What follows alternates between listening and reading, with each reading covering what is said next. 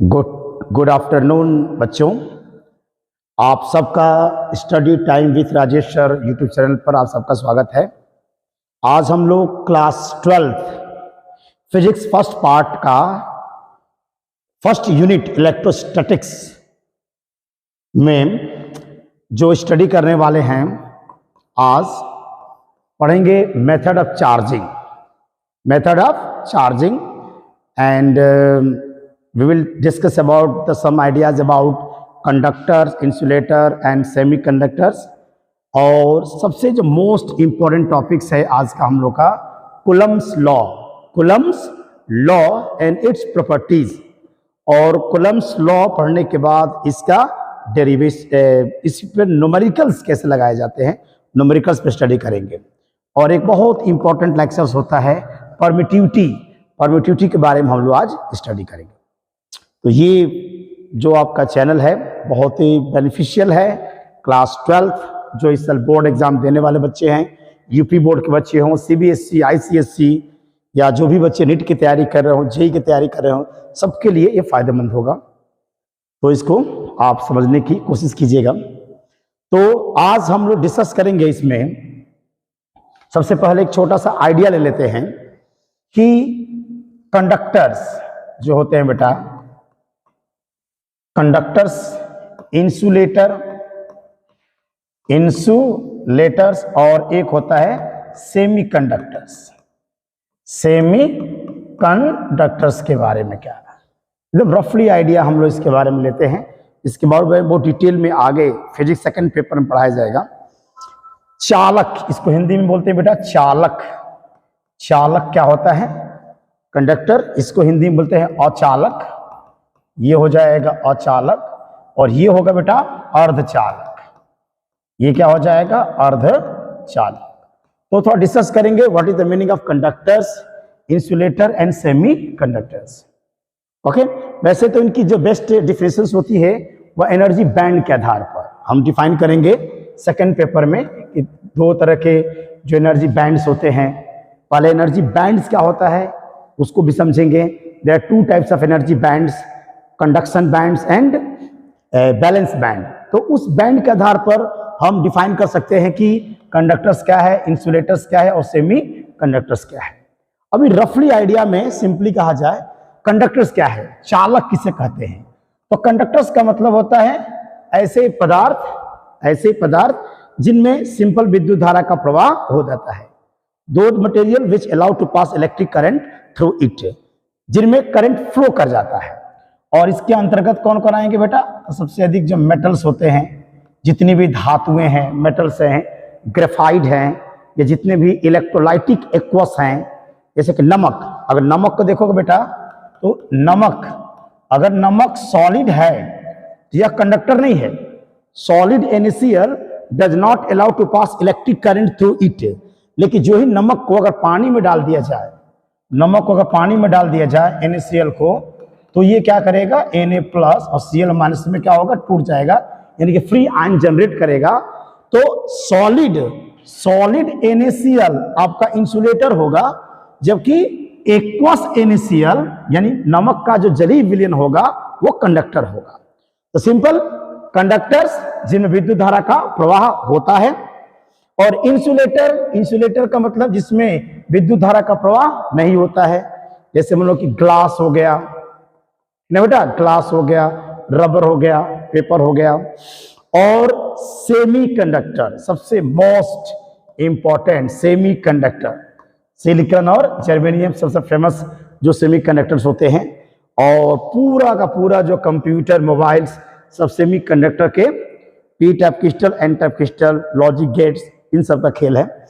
तो चलिए, सेमीकंडक्टर्स में क्या होता है? सेमीकंडक्टर्स का मतलब ये होता है ऐसे सब्सटेंसेस, ऐसे पदार्थ जो कंडक्टर का भी काम करेंगे और इंसुलेटर का भी काम करते हैं।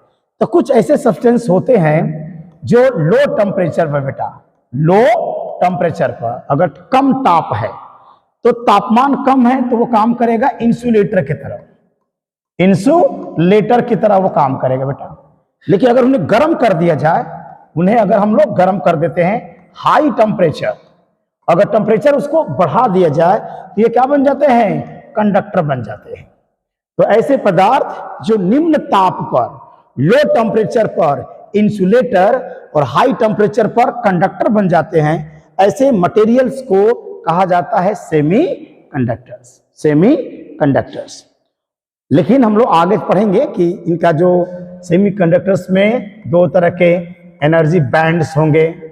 कौन कौन से बेटा, बैलेंस बैंड और ये क्या होता है, कंडक्शन बैंड। इनके बीच में जो एनर्जी गैप होता है ना, तो एनर्जी बैंड के आधार पर हम लोग पता करेंगे कि सेमी कंडक्टर क्या होता है, इंसुलेटर क्या होता है, कंडक्टर क्या होता है। अभी उसकी जरूरत नहीं है, उस बाद में उसको स्टडी हम लोग करेंगे, ठीक है। अब मेथड ऑफ चार्जिंग थोड़ा देख लीजिए। चार्ज के बारे में अगर देखा जाए, इलेक्ट्रिक चार्ज, आवेश, ठीक है बेटा।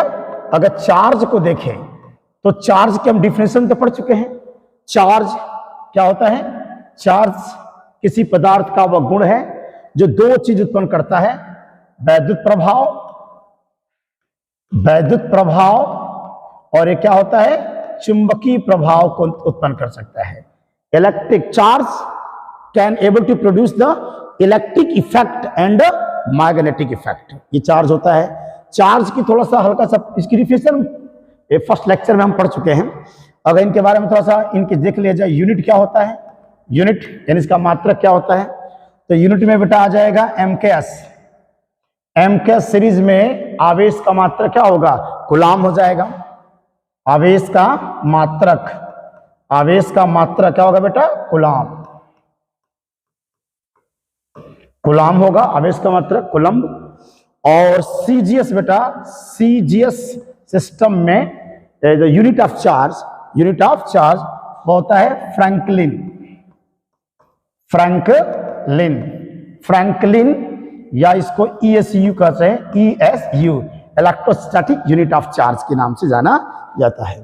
तो आवेश का मात्रक, यूनिट ऑफ चार्ज, तो चार्ज के एमकेएस में जो इसकी यूनिट होगी वह कूलम्ब होगी, और सीजीएस में इसकी क्या होगी, फ्रैंकलिन या ईएसयू, ईएमयू भी होगा। The ईएसयू, the electrostatic unit. तो फ्रैंकलिन और कूलम्ब में क्या रिलेशन है जानते होंगे। वन जो कूलम्ब होता है बेटा 3 × 10⁹ फ्रैंकलिन के बराबर होता है। फ्रैंकलिन, भाई बेंजामिन फ्रैंकलिन जिसने बताया था कि जो चार्ज होते हैं दो तरह के होते हैं, पॉजिटिव चार्ज और नेगेटिव चार्ज, उन्हीं के नाम पर रखा गया है। तो coulomb is the unit of charge in MKS system, और जो फ्रैंकलिन होता है वो चार्ज का सीजीएस यूनिट होता है। और ये इन दोनों में एक रिलेशन होता है, इन दोनों में रिलेशन होता है। Method of charging, method of charging, methods of charging. हम किसी पदार्थ को आवेशित कैसे कर सकते हैं, मेथड ऑफ चार्जिंग। तो चार्जिंग जो होते हैं वो दो मेथड्स दिए गए हैं। एक होता है बाई कंडक्शन, बाई कंडक्शन क्या होगा बेटा, बाई कंडक्शन मेथड, और एक होता है by induction method, by induction method. तो दो मेथड से हम बॉडी को चार्ज कर सकते हैं, एक होगा कंडक्शन और एक होगा इंडक्शन, चालन विधि और एक होगा प्रेरण विधि ना, इंडक्शन मेथड। कंडक्शन का मतलब होता है विथ टच, विथ टच। अगर माने टच करके इफेक्ट जो डेवलप करेंगे वो हो जाएगा कंडक्शन मेथड, और एक हो जाएगा इंडक्शन माने without touch, without touch, without touch. अगर बिना छुए आप किसी के अंदर कोई प्रभाव उत्पन्न करें, बिना छुए प्रभावित करते हैं या कोई इफेक्ट डेवलप करते हैं, that is called induction method. दो मेथड बेटा, there are two method of charging. First one क्या होता है, कंडक्शन मेथड, और सेकेंड वन क्या होता है, इंडक्शन मेथड। तो चलिए कंडक्शन मेथड तो बहुत इजी है। कंडक्शन मेथड से किसी बॉडी को ऐसे चार्ज करेंगे, जैसे मान लीजिए कि एक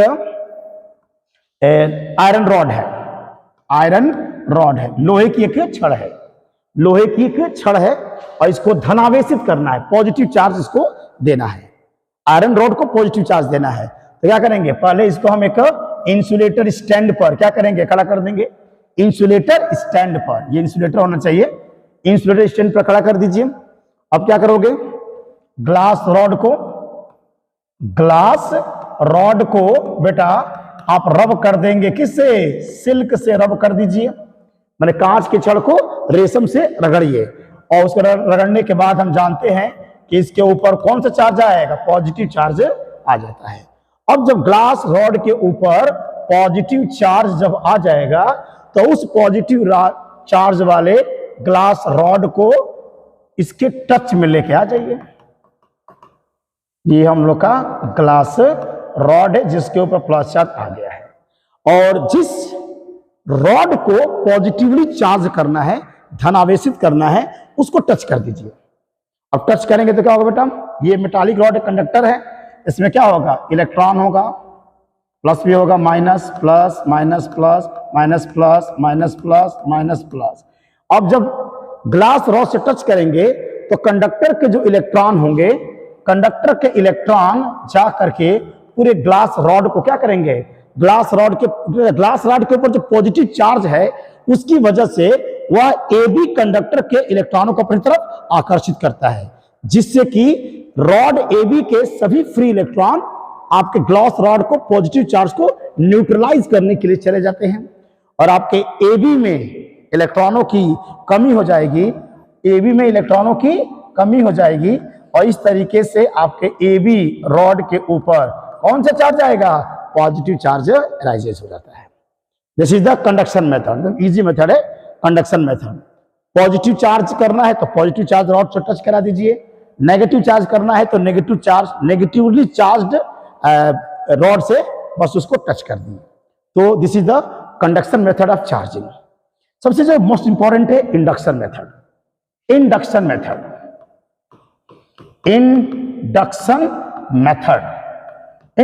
मेथड ऑफ चार्जिंग का बेस्ट तरीका इंडक्शन मेथड, ठीक है, विदाउट टच, इसमें टच नहीं करेंगे, विदाउट टच इंडक्शन मेथड में होगा। जैसे मान लीजिए देयर आर मैनी स्टेप्स, तो स्टेप्स को देखिए समझ में आ जाएगा। जैसे क्वेश्चन है कि you have given A metallic rod, आपको एक मेटालिक रॉड दिया गया है AB, क्या बेटा, AB एक मेटालिक रॉड आपको दिया गया है, और AB के पास जो AB रॉड है बेटा, इसके पास क्या होगा, प्लस होगा, minus plus minus plus minus plus minus. इसको मान लीजिए कि इसको पॉजिटिवली चार्ज करना है। क्या करना है, इसको पॉजिटिवली चार्ज हम करना चाहते हैं बाई इंडक्शन मेथड, या मान लीजिए कि इसको नेगेटिवली चार्ज करना है बाई इंडक्शन मेथड, कुछ भी दिया जा सकता है। ओके बेटा, तो सबसे पहले मान लीजिए कि जो आपका रॉड है AB, जिस रॉड को चार्ज करना है उसको एक इंसुलेटर स्टैंड पर हम लोग क्या करेंगे, रख देंगे। ये हमारा फर्स्ट स्टेप हुआ। दूसरा स्टेप होगा हम लोग का, सेकेंड स्टेप ये होगा, क्या करना है, इसको पॉजिटिवली चार्ज करना है। पॉजिटिवली चार्ज करना है तो इसके टच में, इसके नियर बाई हम एक नेगेटिवली रॉड ले आते हैं, उल्टा लेके आते हैं, है ना। जैसे मान लीजिए कि हम आबनूस रॉड को क्या करेंगे बेटा, आबनूस रॉड को, अगर आबनूस रॉड को फर से रगड़ते हैं, कैसे बेटा, आबनूस रॉड को मान ले सिंबल AB मान लेते हैं, आबनूस रॉड AB सिंबल के रूप में, AB आबनूस रॉड है, और इसको फर से हमने रब किया, और फर से रब करने के बाद आपको बताया गया था जो आबनूस रॉड होती है बेटा, आबनूस रॉड के ऊपर नेगेटिव चार्जेस आ जाता है, नेगेटिव चार्जेस आ जाता है, ये हम जानते हैं। एक्सपेरिमेंट नंबर हम 2 कर लिया। अब क्या करेंगे, एक्सपेरिमेंट नंबर 3। एक्सपेरिमेंट नंबर 3 में क्या करेंगे, जो AB रॉड है जिसको हम चार्ज करना चाहते हैं, AB रॉड जिसको हम चार्ज करना चाहते हैं, ठीक ना, AB, अब इसके टच में आबनूस रॉड को क्या करें बेटा, आप ले आइए, उसके करीब बस ले आना है। आबनूस रॉड जिसके ऊपर माइनस चार्ज है, बस उस माइनस चार्ज वाले को लेके आइए AB के पास। ओके, AB के पास आप आबनूस रॉड को लेके आइए। अब क्या होगा, आबनूस के ऊपर माइनस चार्ज है, तो माइनस चार्ज क्या करेगा, इस AB के इलेक्ट्रॉनों को क्या करेगा, अट्रैक्ट करेगा। सॉरी, AB के ऊपर माइनस चार्ज है तो इसके अंदर AB के अंदर जो इलेक्ट्रॉन है उनको रिपल करेगा और प्लस को खींचेगा। इस द रिजल्ट क्या होगा, ए के ऊपर प्लस चार्ज आ जाएंगे और यहां पर आ जाएगा बेटा माइनस चार्ज हो जाएगा। माने हम लोग की जो ए बी रॉड है वो पोलराइज्ड हो जाएगी। फिर से सुनिए, अगर आपनूस के रॉड पर नेगेटिव चार्ज है तो नेगेटिव चार्ज होने की वजह से जब ए बी के कांटेक्ट में, ए बी के समीप जब इसको ले आएंगे तो यह रॉड ए बी के जितने भी फ्री इलेक्ट्रॉन हैं उनको क्या करेगा, रिपेल करेगा। मान लीजिए प्लस को अट्रैक्ट करता है, तो इसकी वजह से हम लोग का जो ए बी है वो पोलराइज्ड हो जाएगा। Polarisation, end A occurs positive charge while end B occurs negative charge. अब हम लोग का चौथा एक्सपेरिमेंट क्या होगा। अब चौथा एक्सपेरिमेंट में ये होगा बेटा, ये है आपका रॉड ए बी जो पोलराइज्ड हो चुका है। क्या हो चुका बेटा, पोलराइज्ड। अभी ये हम लोग की आपनूस की रॉड है जिसके ऊपर माइनस चार्जेस हैं और यहां पर आपके पास प्लस चार्ज है बेटा और यहां पर माइनस चार्ज है। ठीक है, अब क्या करेंगे, बी को अर्थ कर दीजिए। बी को क्या करिए, अर्थिंग कर दीजिए। बी को अर्थ कर दीजिए। अगर बी को अर्थिंग का रूल्स ग्राउंड कर दीजिए, जमीन से जोड़ दीजिए। देखिए, अगर किसी भी पॉजिटिव चार्ज को अगर आप ग्राउंड अर्थ से जोड़ देते हैं, किसी पॉजिटिवली चार्ज रॉड को अगर ग्राउंड से जोड़ेंगे तो ग्राउंड से माने जमीन से फ्री इलेक्ट्रॉन जा करके उसके प्लस को क्या करेंगे, न्यूट्रलाइज कर देंगे। और अगर किसी नेगेटिव चार्ज को, अगर किसी रॉड के ऊपर माइनस चार्ज है, अगर उसको आपने अर्थिंग कर दिया तो उसके सारे इलेक्ट्रॉन, फ्री इलेक्ट्रॉन आपके ग्राउंड में आ जाएंगे। इसका मतलब चाहे पॉजिटिव रॉड हो चाहे नेगेटिव रॉड हो, अगर उसको ग्राउंड किए जमीन से आप जोड़ देते हैं तो क्या होगा, पूरी तरह से न्यूट्रलाइज हो जाएगी, उदासीन हो जाती है। ओके, अब देखिए, तो ये हम लोग का क्या सिस्टम ध्यान रखना, ग्राउंड जो है इलेक्ट्रॉन ले भी सकता है और इलेक्ट्रॉन दे भी सकता है। अब क्या होगा बेटा, देखो, अगर इंड बी को हमने ग्राउंड कर दिया, इंड बी को हमने ग्राउंड कर दिया, तो इंड बी के जितने भी फ्री इलेक्ट्रॉन हैं, इंड बी के जितने भी फ्री इलेक्ट्रॉन हैं, इंड बी के जितने भी फ्री इलेक्ट्रॉन हैं, सारे के सारे फ्री इलेक्ट्रॉन क्या होंगे, ग्राउंड के अंदर चले जाएंगे, सब जमीन के अंदर चले जाएंगे। और हम लोग का बनेगा फिफ्थ। तो फिफ्थ में क्या होगा बेटा, फिफ्थ में हम लोग का जो ए बी ये और यहां पर आपनूस रॉड है जिसके ऊपर माइनस चार्ज है बेटा, और यहां पर क्या चार्ज है बेटा, प्लस। यहां पर क्या है बेटा, प्लस चार्ज। हमने क्या किया, ऐसा इसको अर्थिंग कर दिया था। अर्थिंग करने के बाद क्या हुआ था, अर्थिंग करने के बाद आपके बी इंड के सारे फ्री इलेक्ट्रॉन ग्राउंड के अंदर चले गए थे, सभी ग्राउंड के अंदर चले गए। अब हमारे बी पर कोई चार्ज नहीं रहा, बी पर कोई चार्ज नहीं रहा, लेकिन अभी ए का जो पॉजिटिव चार्ज है वो आपनूस रॉड से क्या है, अट्रैक्ट है। यानी आपनूस का नेगेटिव चार्ज इंड बी के प्लस चार्ज को अट्रैक्ट किया हुआ है। ठीक है, अब अगला एक्सपेरिमेंट में क्या करना है, अगला जो एक्सपेरिमेंट है, एक्सपेरिमेंट नंबर 6। अब हम क्या करेंगे, अर्थ को हटा दीजिए, जो ग्राउंड किए हैं अर्थिंग को आप रिमूव कर दीजिए। जब रिमूव करेंगे बेटा, जब रिमूव कर देंगे तो ये होगा ए बी, और ये इंसुलेटर स्टैंड पर हम इसको रखे हैं, और ये हम लोग का आपनूस रॉड है जिसके ऊपर माइनस चार्ज है, और यहां पर क्या है बेटा, प्लस चार्ज। अब हमने अर्थ को क्या किया है, हटा दिया है। अभी भी आपनूस रॉड का जो नेगेटिव चार्ज है वह इंड ए के पॉजिटिव को होल्ड किया हुआ है, पकड़ा हुआ है। अब लास्ट में, लास्ट एक्सपेरिमेंट नंबर 7 में क्या करेंगे, अब आपनूस रॉड को हटा दीजिए। तो चूंकि ये कंडक्टर है, कंडक्टर होने की वजह से उसका जो चार्ज होगा यूनिफॉर्मली क्या होगा, डिस्ट्रीब्यूटेड हो जाएगा। अब जो आपनूस रॉड हटाएंगे, तो आपनूस रॉड हटाने के बाद, आपनूस रॉड जो ही हटा देंगे बेटा, तो ए बी के ऊपर जो प्लस चार्ज है वो पूरी तरह से यूनिफॉर्मली क्या होगा, डिस्ट्रीब्यूट हो जाएगा। और इस तरीके से ए बी रॉड के ऊपर पॉजिटिव चार्ज आ गया। This is the induction method of charging, induction method of charging.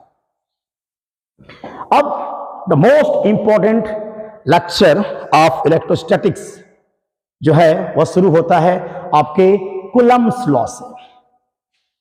Coulomb's law,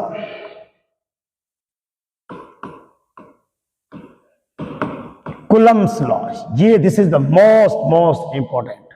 coulomb का नियम हिंदी में बेटा इसको बोलते हैं कूलाम का नियम। कूलाम साहब, कूलम्ब्स लॉ, यह एक फ्रांस के साइंटिस्ट हैं और इन्होंने एक्सपेरिमेंट करके लॉ बनाया है। बाय एक्सपेरिमेंट इस नियम को निकाला है, torsional balance experiment. Torsional balance experiment के आधार पर उन्होंने कुछ लॉ डिफाइन किया है। क्या है देखते हैं। इतना तो हम जानते हैं बेटा कि अगर मान लें कि प्लस चार्ज है और एक प्लस चार्ज है, तो दो प्लस प्लस में कौन सा फोर्स काम करेगा? रिपल्सन होता है। हमको ये पता है कि like charges repel each other where is unlike charges attract each other. Coulomb साहब ये जानना चाहते हैं कि एक पॉजिटिव चार्ज दूसरी पॉजिटिव चार्ज को रिपल करता है, लेकिन कितने न्यूटन के फोर्स से रिपल्सन या अट्रैक्शन होता है दो पॉइंट चार्ज के बीच में।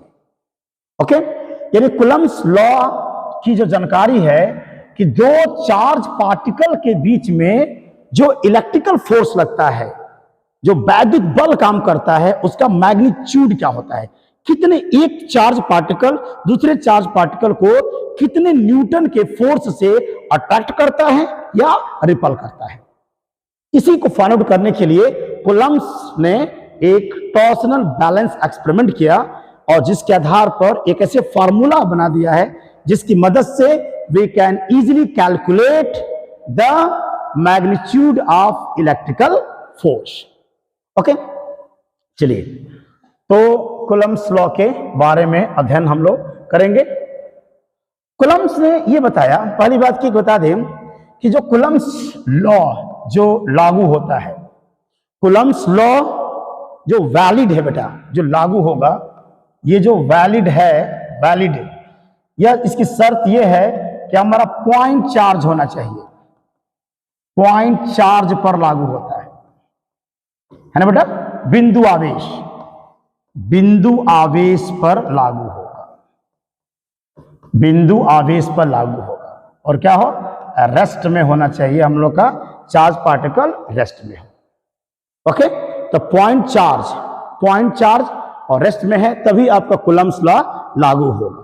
अगर मान लीजिए कि कोई चार्ज अगर डिस्ट्रीब्यूटेड है, अगर यहां पर चार्ज पूरा डिस्ट्रीब्यूटेड है, देखिए ये चार्ज है मान लीजिए, और यहां पर कोई चार्ज है, ये डिस्ट्रीब्यूटेड है, इनके बीच की डिस्टेंस r है, तो यहां पर कूलम्ब्स लॉ लागू नहीं कर सकते। कूलम्ब्स लॉ से आंसर निकाल देंगे इसको इंटीग्रेशन करके, वो अलग बात है। लेकिन कूलम्ब्स लॉ जो वैलिड होता है वो किसके लिए होता है बेटा? पॉइंट चार्जेस के लिए। दो पॉइंट चार्ज का मतलब कि पूरा चार्ज एक पॉइंट पर कंसिस्ट होना चाहिए, चार्ज डिस्ट्रीब्यूटेड नहीं होना चाहिए, चार्ज डिस्ट्रीब्यूटेड नहीं होना चाहिए। या सिंपली एक कह सकते हैं कि पॉइंट चार्ज ये भी माना जा सकता है कि मान लीजिए कि अगर दो स्फीयर है, there are two hollow sphere A and B, ठीक है बेटा। अगर मान लो कि इसके ऊपर चार्ज है, चार्ज फैला हुआ है, यहां भी चार्ज इसको फैला हुआ है बेटा, है ना, और इनके बीच की डिस्टेंस क्या है? r है। और जो स्फीयर लिए है बेटा, इस स्फीयर की रेडियस क्या है? कैपिटल R है। यदि small r is very very greater than capital R, small r is very very greater than capital R, तो इसे हम पॉइंट चार्ज मान सकते हैं। ये पॉइंट चार्ज की तरह ट्रीट होगा, इसे हम बिंदु आवेश मान सकते हैं। ओके, ये ध्यान रखिएगा, ठीक है। तो पहला लॉ ये है कि जो कूलम्ब्स लॉ वैलिड है पॉइंट चार्जेस के लिए और चार्ज पार्टिकल रेस्ट में हो। तो कूलम्ब्स ने क्या बताया? कूलम्ब साहब कूलम्ब ने एक्सपेरिमेंट करके दो नियम डिफाइन किया हुआ है। कूलम्ब्स ने दो नियम निकाला बेटा, एक है लॉ ऑफ चार्ज और एक है इनवर्स स्क्वायर लॉ। तो पहले देखते हैं लॉ ऑफ चार्ज क्या है। लॉ ऑफ चार्ज, ठीक है बेटा, लॉ ऑफ चार्ज क्या होता है? लॉ ऑफ चार्ज में ये होता है कि मान लीजिए कि दो charge, there are two point charge, एक पॉइंट चार्ज है प्लस के मान लेते हैं Q1 और यहां पर एक है बेटा प्लस के Q2। हम दोनों के बीच की डिस्टेंस कितना है बेटा R है, दोनों प्लस है तो क्या करेंगे रिपल करेगा, तो प्लस के Q1 जो होगा वो Q2 को रिपल कर रहा है। इस फोर्स को हम कहेंगे वेक्टर F21 और अगर Q2 Q1 को रिपल करेगा इस फोर्स को मैं नाम दूंगा वेक्टर F12। वेक्टर F21 मतलब कि Q2 पर Q1 द्वारा आरोपित बल। Electrical force on Q2 by Q1 is denoted by vector F21 और इसका मतलब हो गया कि Q1 पर Q2 द्वारा आरोपित वैद्युत बल। ठीक है, यानी कि electrical force on Q1 by Q2। Okay, चलिए एक क्वेश्चन देख लेते हैं पहले, इस पर क्या डिफाइन किया इसने। कूलम्ब्स ने यह बताया कि ये जो फोर्स होता है बेटा, ये दो चार्ज के बीच में जो फोर्स लगता है यह एक म्यूचुअल फोर्स होता है। म्यूचुअल फोर्स का मतलब ये होगा कि इनके बीच में जो फोर्स होगा रिपल्सन फोर्स। एक और बात बता दें कि जैसे अगर एक क्वेश्चन पूछा जाए, मान लीजिए एक चार्ज है, एक पॉइंट पर चार्ज है प्लस के 70 कूलम्ब का चार्ज है, मान लीजिए कि ए पर। ठीक है बेटा, पॉइंट चार्ज मानते हैं, पॉइंट चार्ज है। और बी पर मान लेते हैं यहां पर चार्ज है बेटा प्लस के 30 कूलम्ब का चार्ज है। तो ए वाला क्या करेगा, बी को रिपल करेगा, मान लेते हैं किसी फोर्स से, मान लेते हैं F1 फोर्स से, और बी वाला ए को रिपल करता है, मान लेते हैं F2 फोर्स से। ठीक है, अगला मैच देखिए, ए पर चार्ज कितना है प्लस के 70 कूलम्ब, प्लस के 70 कूलम्ब का चार्ज है, और बी पर कितना चार्ज है बेटा प्लस के 30 कूलम्ब का चार्ज है। तो ए ने बी को रिपल किया, मान लीजिए F1 फोर्स से, और बी ने ए को रिपल किया, मान लीजिए कि F2 फोर्स से। अब बताना है इनमें से कौन सा फोर्स बड़ा हो। मैं कुछ ऑप्शन दे रहा हूं, आप लोग उसको बताइएगा कौन सही है। एक ऑप्शन है F1 बड़ा होगा F2 से, एक ऑप्शन हो गया। दूसरा हो गया बेटा F2 बड़ा होगा F1 से। तीसरा होगा बेटा F1 बराबर होगा किसके, F2 के। और चौथा होगा नन ऑफ दीज, मान लेते हैं none of these, none of these. ये 70 कूलम्ब का है, ये 30 कूलम्ब का है। तो ज्यादातर बच्चे जो आंसर देते हैं ये समझते हैं कि चूंकि बड़ा चार्ज है तो बड़ा चार्ज होने की वजह से 30 वाले को ज्यादा रिपल करेगा, यानी लोग समझते हैं कि ये वाला जो फोर्स होगा यानी कि 70 कूलम्ब वाला 30 कूलम्ब वाले को स्ट्रांगली रिपल करेगा, यानी कि F1 बड़ा होगा F2 से। और ये जवाब बिल्कुल गलत है। इसका करेक्ट आंसर है F1 बराबर क्या होगा F2 के। F1 बराबर F2। इसका मतलब कि ये जो फोर्स है ये म्यूचुअल फोर्स है। और एक और बता दे कि जो कूलम्बिक लॉ जो फोर्स होते हैं वो Newton third law, action reaction से एग्री करता है।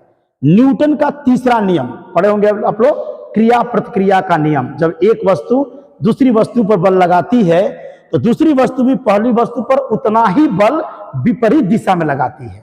इसका मीनिंग कि जितना फोर्स, ध्यान रखना, Q1 Q2 का मैग्नीट्यूड कुछ भी हो, Q1 Q2 का मैग्नीट्यूड कुछ भी हो, Q1 जितना फोर्स Q2 पर लगाएगा Q2 भी Q1 पर उतना ही फोर्स लगाएगा अपोजिट डायरेक्शन में।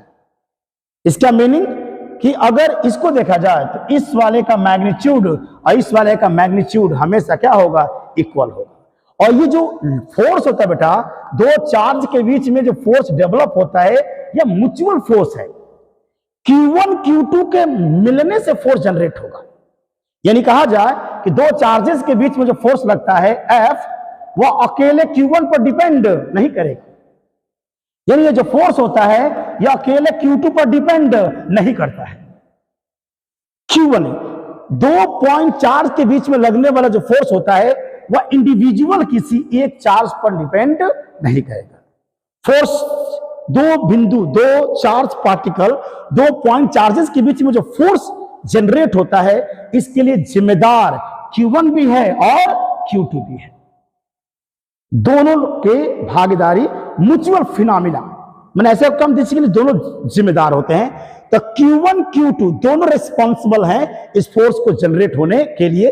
दैट्स वाई कूलम्बिक जो फोर्स होता है वह एक म्यूचुअल फोर्स होता है। एक और खास बात, जो कूलम्बिक फोर्स होता है वह Newton third law action reaction को ओबे करता है, फॉलो करता है। ओके, मैग्नीट्यूड कुछ भी होगा उसको फॉलो करते हैं। ओके बेटा, तो चलिए देख लेते हैं। तो मान लीजिए पहला एक पॉइंट चार्ज है, कौन सा, प्लस के Q1, और यहां पे एक चार्ज है बेटा प्लस के Q2। दोनों के बीच की डिस्टेंस, मिनिमम डिस्टेंस कितनी है, R है। Q1 ने Q2 को रिपल किया, इसको माना गया है वेक्टर F21, और Q2 ने Q1 को रिपल किया, इसको माना गया है vector F12, vector F12, vector F12। ठीक है बेटा, वेक्टर F12 के नाम से इसको जाना जाएगा। ओके, हो सकता है ये Q1 Q2 से बड़ा हो, माने Q1 का मैग्नीट्यूड अलग हो, Q2 का मैग्नीट्यूड अलग हो, लेकिन ये एक बात हमेशा ध्यान रखना बेटा, हमेशा ध्यान रखने वाली बात ये है कि वेक्टर F12 का जो मैग्नीट्यूड होगा वो बराबर होगा वेक्टर F21 के मैग्नीट्यूड के। माना कि ये फोर्स कितना है बेटा, F है। Q1 Q2 का मैग्नीट्यूड अलग अलग हो सकता है, लेकिन जितना फोर्स Q1 लगाएगा Q2 पर, उतना ही फोर्स Q2 लगाएगा Q1 पर अपोजिट डायरेक्शन में। यानी इन दोनों फोर्स का जो मैग्नीट्यूड होगा वो हमेशा क्या होगा, इक्वल होगा, डायरेक्शन अपोजिट होगा। डायरेक्शन वाइज लिखे बेटा अगर, हम कह सकते हैं कि वेक्टर F12 बराबर होगा माइनस के वेक्टर F21 के, इस तरह से डिफाइन कर सकते हैं। एक और खास बात ये रखना है इसमें कि ये जो फोर्स है बेटा, ये जो फोर्स है पढ़ेंगे इसके बारे में, प्रॉपर्टीज क्या होती है, इन दोनों फोर्स का रेशियो, ये बहुत इंपॉर्टेंट क्वेश्चन है। यानी कि वेक्टर F12 का मैग्नीट्यूड रेशियो वेक्टर F21 का मैग्नीट्यूड का रेशियो हमेशा 1:1 आएगा, ऑलवेज। दिस इज ऑलवेज, क्या होगा बेटा, दिस इज ऑलवेज, ऑलवेज। यानी ये हो सकता है कि प्लस के 100 कूलाम का है, हो सकता है कि 80 कूलाम का है। Q1 Q2 का मैग्नीट्यूड अलग अलग हो सकता है, लेकिन जितना फोर्स Q1 लगाएगा Q2 पर, उतना ही Q2 लगाएगा Q1 पर, और इन दोनों का जो फोर्स का जो रेशियो है वो हमेशा 1:1 होता है, हमेशा 1:1 होता है। चलिए देखा जा, फर्स्ट ऑफ ऑल क्या था, law of charges, law of charges. तो कूलाम ने कहा कि भैया ये जो फोर्स होता है, दो पॉइंट चार्ज के बीच में जो फोर्स जनरेट होता है, यह एक म्यूचुअल फोर्स है, पारस्परिक बल। ये फोर्स तभी जनरेट होगा जब Q1 Q2 दोनों मिलेंगे, है ना। तो ये जो फोर्स है F is directly proportional to Q1 into Q2। ये पहला लॉ है आपके law of charges. According to law of charges, according to law of charges, electrical force between 2 point charges is directly proportional to the product of 2 point charges, magnitude of the 2 point charges। अर्थात अगर हिंदी में कहा जाए इसको, तो दो स्थिर बिंदु आवेशों के बीच, दो स्थिर बिंदु आवेशों के बीच लगने वाला वैद्युत बल उन दोनों बिंदु आवेशों की मात्राओं के गुणनफल के अनुक्रमानुपाती होगा। यानी ये फोर्स डिपेंड करता है Q1 Q2 के प्रोडक्ट पर। ओके, जितना प्रोडक्ट ज्यादा होगा उतना फोर्स भी ज्यादा हो जाएगा। और सेकेंड इसका नियम होता है बेटा inverse square law, inverse square law, व्युत्क्रम वर्ग नियम। और वो क्या देखा गया, सब एक्सपेरिमेंटल है। F is directly proportional to 1/r square, 1/r square. It means the electrical force between 2 point charges, the electrical force between 2 point charges is inversely proportional to the square of minimum length between both point charges, अर्थात दो बिंदु आवेशों के बीच लगने वाला जो वैद्युत बल है उन दोनों बिंदु आवेशों के बीच की न्यूनतम दूरी के व्युत्क्रमानुपाती होता है। इनवर्सली प्रोपोर्शनल का मतलब समझ रहे होंगे, अगर आर बढ़ेगा ना, अगर आर भागेगा इनफाइनाइट की तरफ तो हमारा फोर्स भागेगा किधर, जीरो की तरफ। उल्टा रिलेशन होगा बेटा। उल्टा रिलेशन का मतलब इस तरह से ग्राफ अगर मैं खींचूं तो एक पैराबोलिक ग्राफ मिल जाएगा बेटा। अगर मान लीजिए फोर्स को रिप्रेजेंट करे और अगर ये आर को रिप्रेजेंट करे तो हम लोग का ऐसा ग्राफ मिलेगा, है ना। पैराबोलिक ग्राफ आपको मिल जाएगा। यानी कह रहा है कि अगर आर बढ़ेगा बेटा, आर बढ़ेगा तो फोर्स की वैल्यू कम हो जाएगी, और अगर आर घटेगा तो फोर्स की वैल्यू बढ़ जाएगी। जैसे मान लीजिए देयर आर 2 पॉइंट चार्जेस और दो बिंदु आवेशों के बीच की दूरी को आधा कर दिया जाए।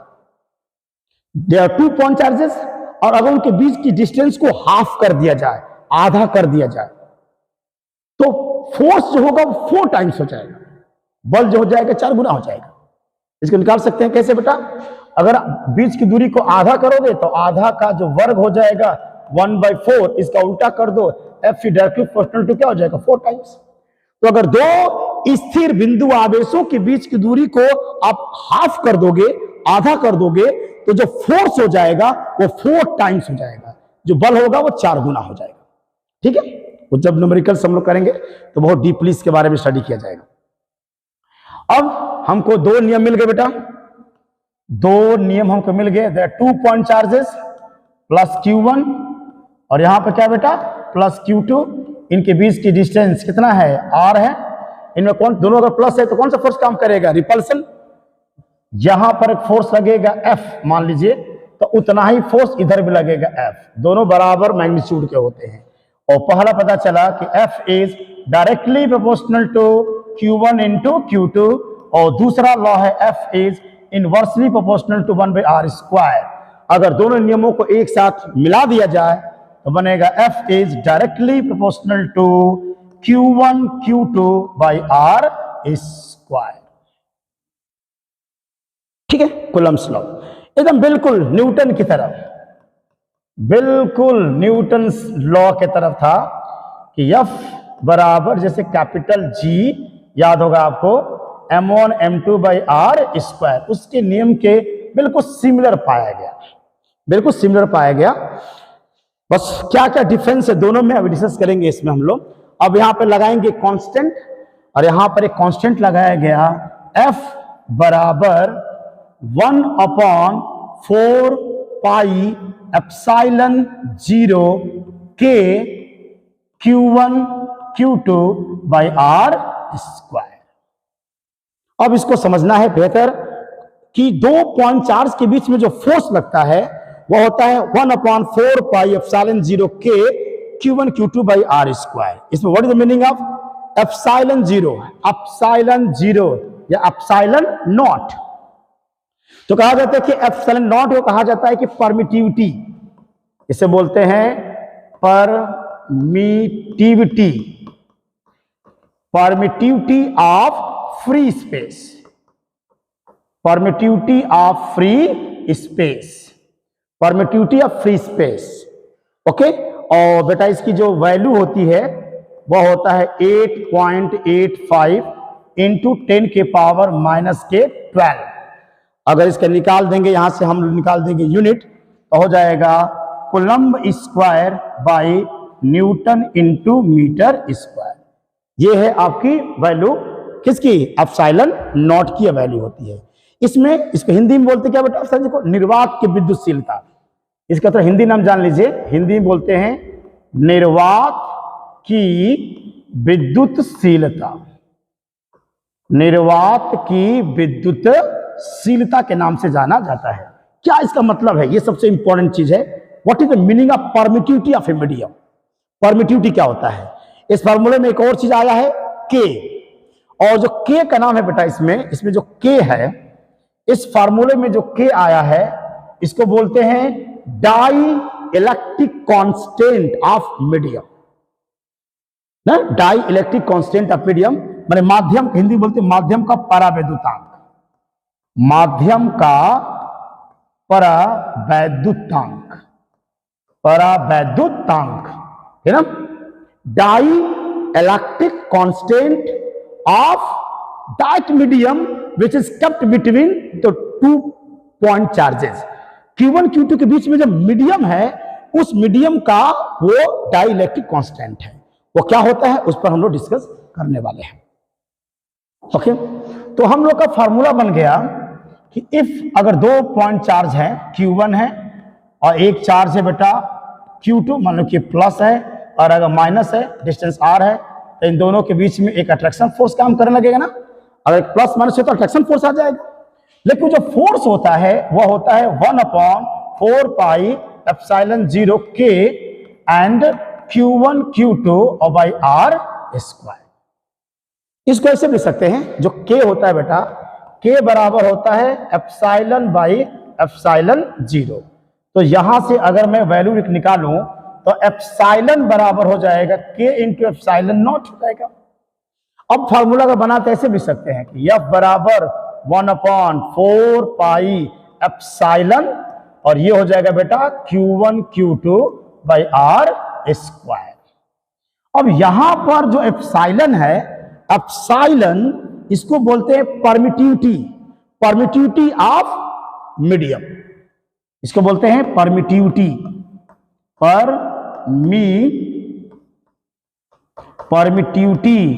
Permittivity of medium, permittivity of medium. कौन से मीडियम?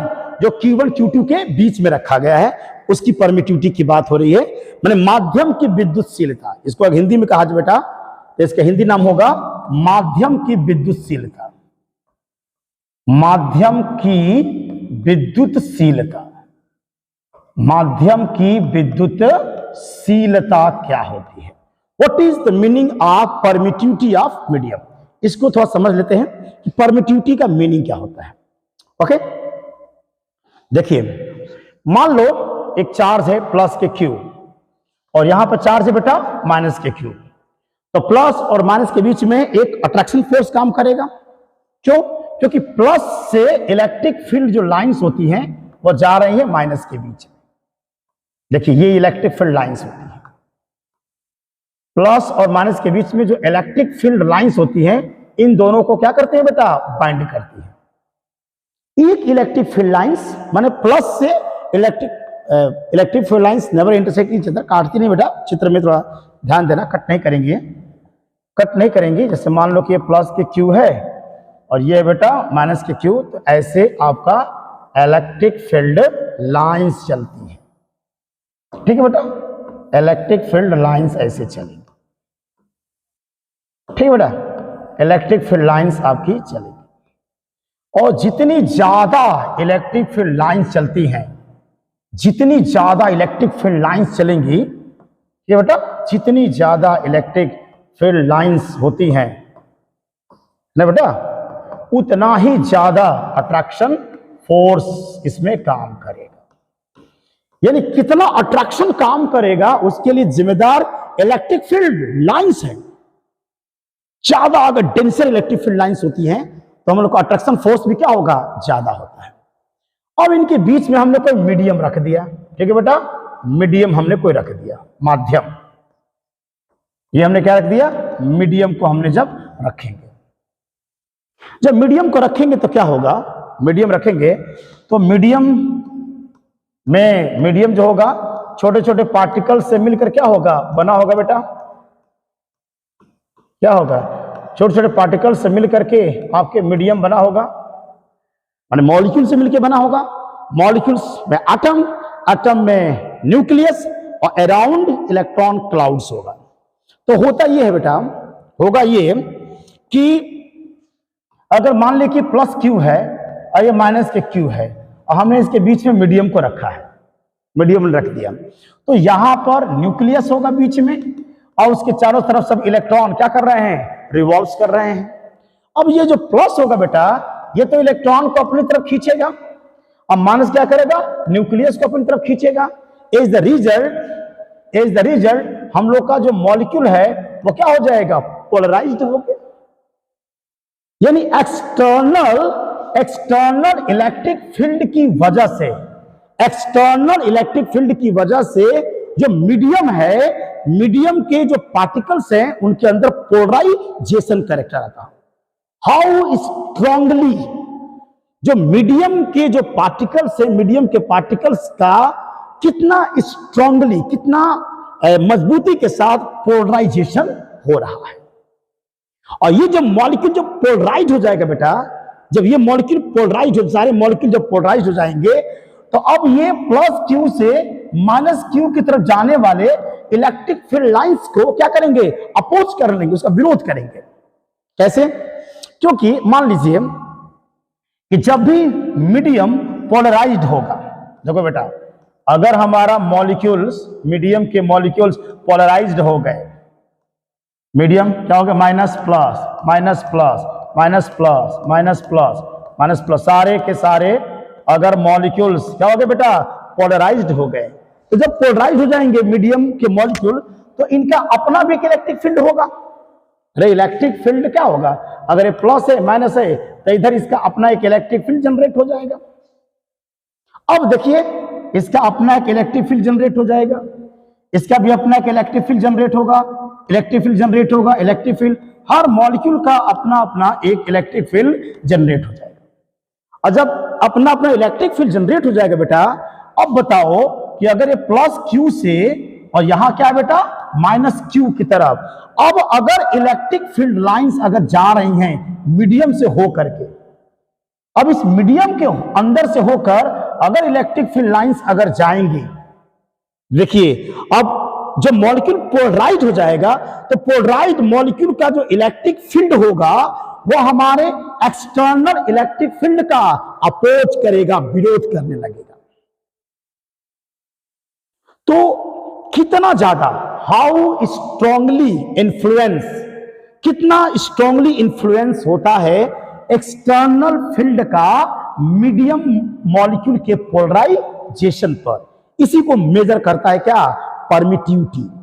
जिस मीडियम की परमिटिविटी हाई होगी, अगर किसी मीडियम की परमिटिविटी हाई होने का मतलब है कि उस मीडियम के मॉलिक्यूल्स एक्सटर्नल इलेक्ट्रिक फील्ड की वजह से ज्यादा क्या हो गए, पोलराइज हो गए।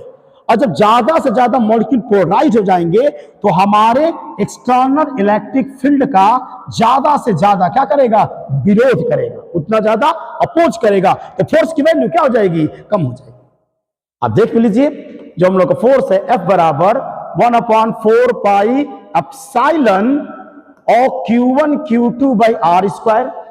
अब देख लो बेटा, इन दोनों में इनवर्सली का रिलेशन है। जिस मीडियम की परमिटिविटी हाई होगी फोर्स की वैल्यू क्या होगा, कम हो जाएगा, फोर्स की वैल्यू कम हो जाएगा। तो जो आपका मीडियम जो पार्टिकल्स होते हैं, medium particles external electric field की वजह से कितना जल्दी पोलराइज हुए, और उस पोलराइज्ड जो मॉलिक्यूल्स है स्ट्रांगली जो पोलराइजेशन हो जाता है, अगर कोई देखिए अलग अलग मीडियम का पोलराइजेशन एफिशिएंसी भी अलग अलग होगी, कोई मॉलिक्यूल्स बहुत आसानी से पोलराइज हो जाएगा और जो मॉलिक्यूल ज्यादा आसानी से जल्दी पोलराइज हो जाएगा, तो इस पोलराइज्ड मॉलिक्यूल का जो अपना खुद का जो इलेक्ट्रिक फील्ड होगा वह electric field external electric field का क्या करेगा, अपोज करेगा। यानी कि उस मीडियम से जब इलेक्ट्रिक फील्ड लाइंस जाएंगी तो उनको वो प्रोटेक्ट करेगा, रोकेगा, विरोध करेगा, रेजिस्ट करेगा, and that character is known as permittivity. तो जिस मीडियम की परमिटिविटी हाई होगी बेटा, फोर्स की वैल्यू क्या होगी, कम हो जाती है, फोर्स की वैल्यू कम हो जाएगी। आर यू गेटिंग, फोर्स की वैल्यू कम हो जाएगी।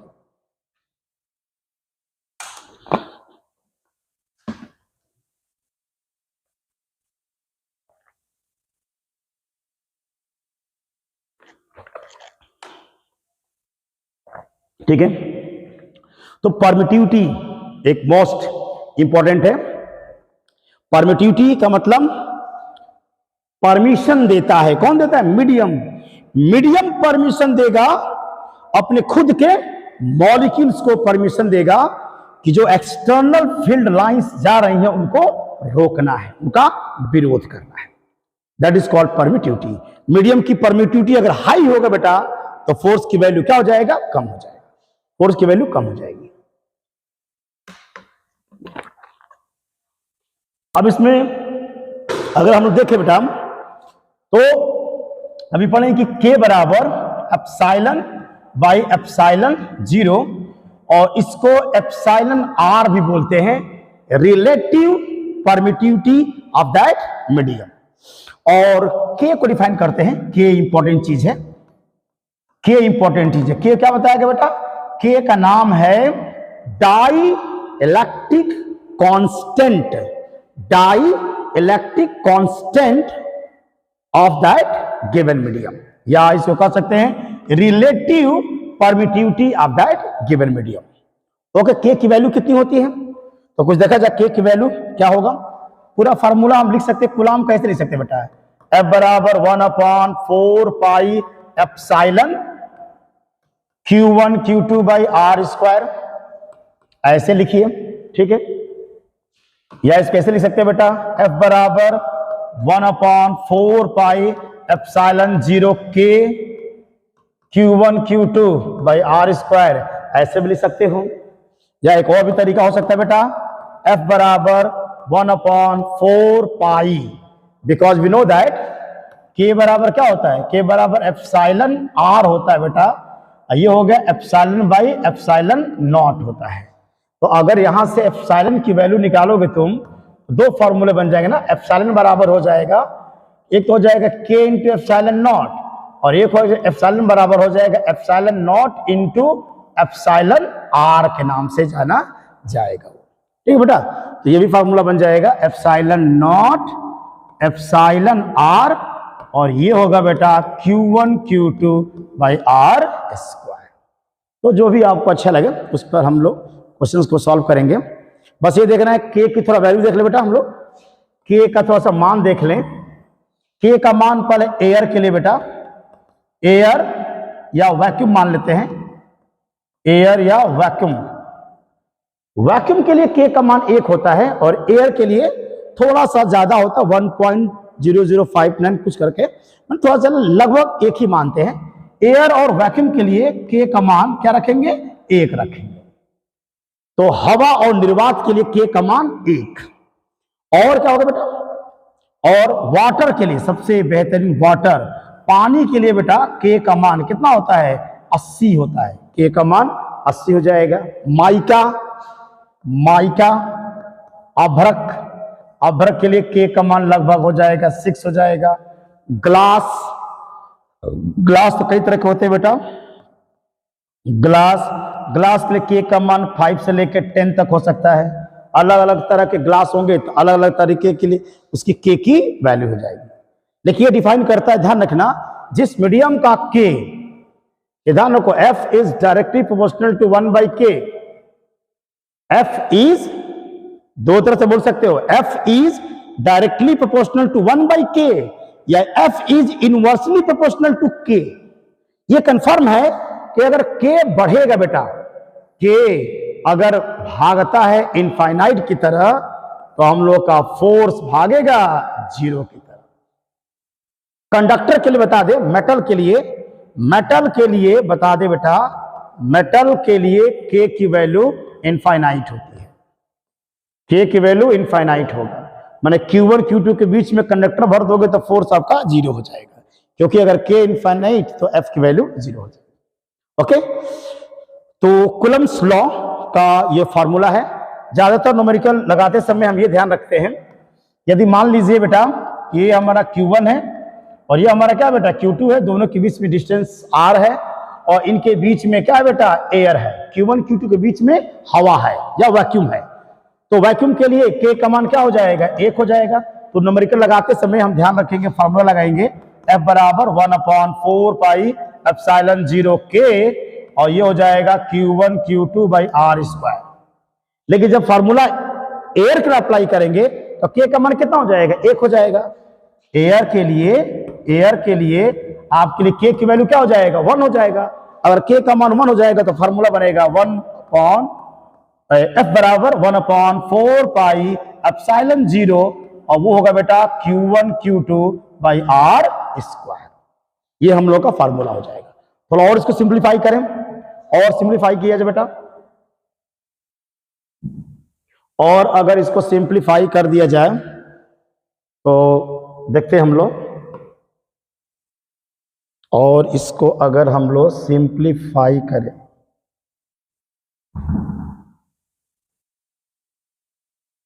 ठीक है,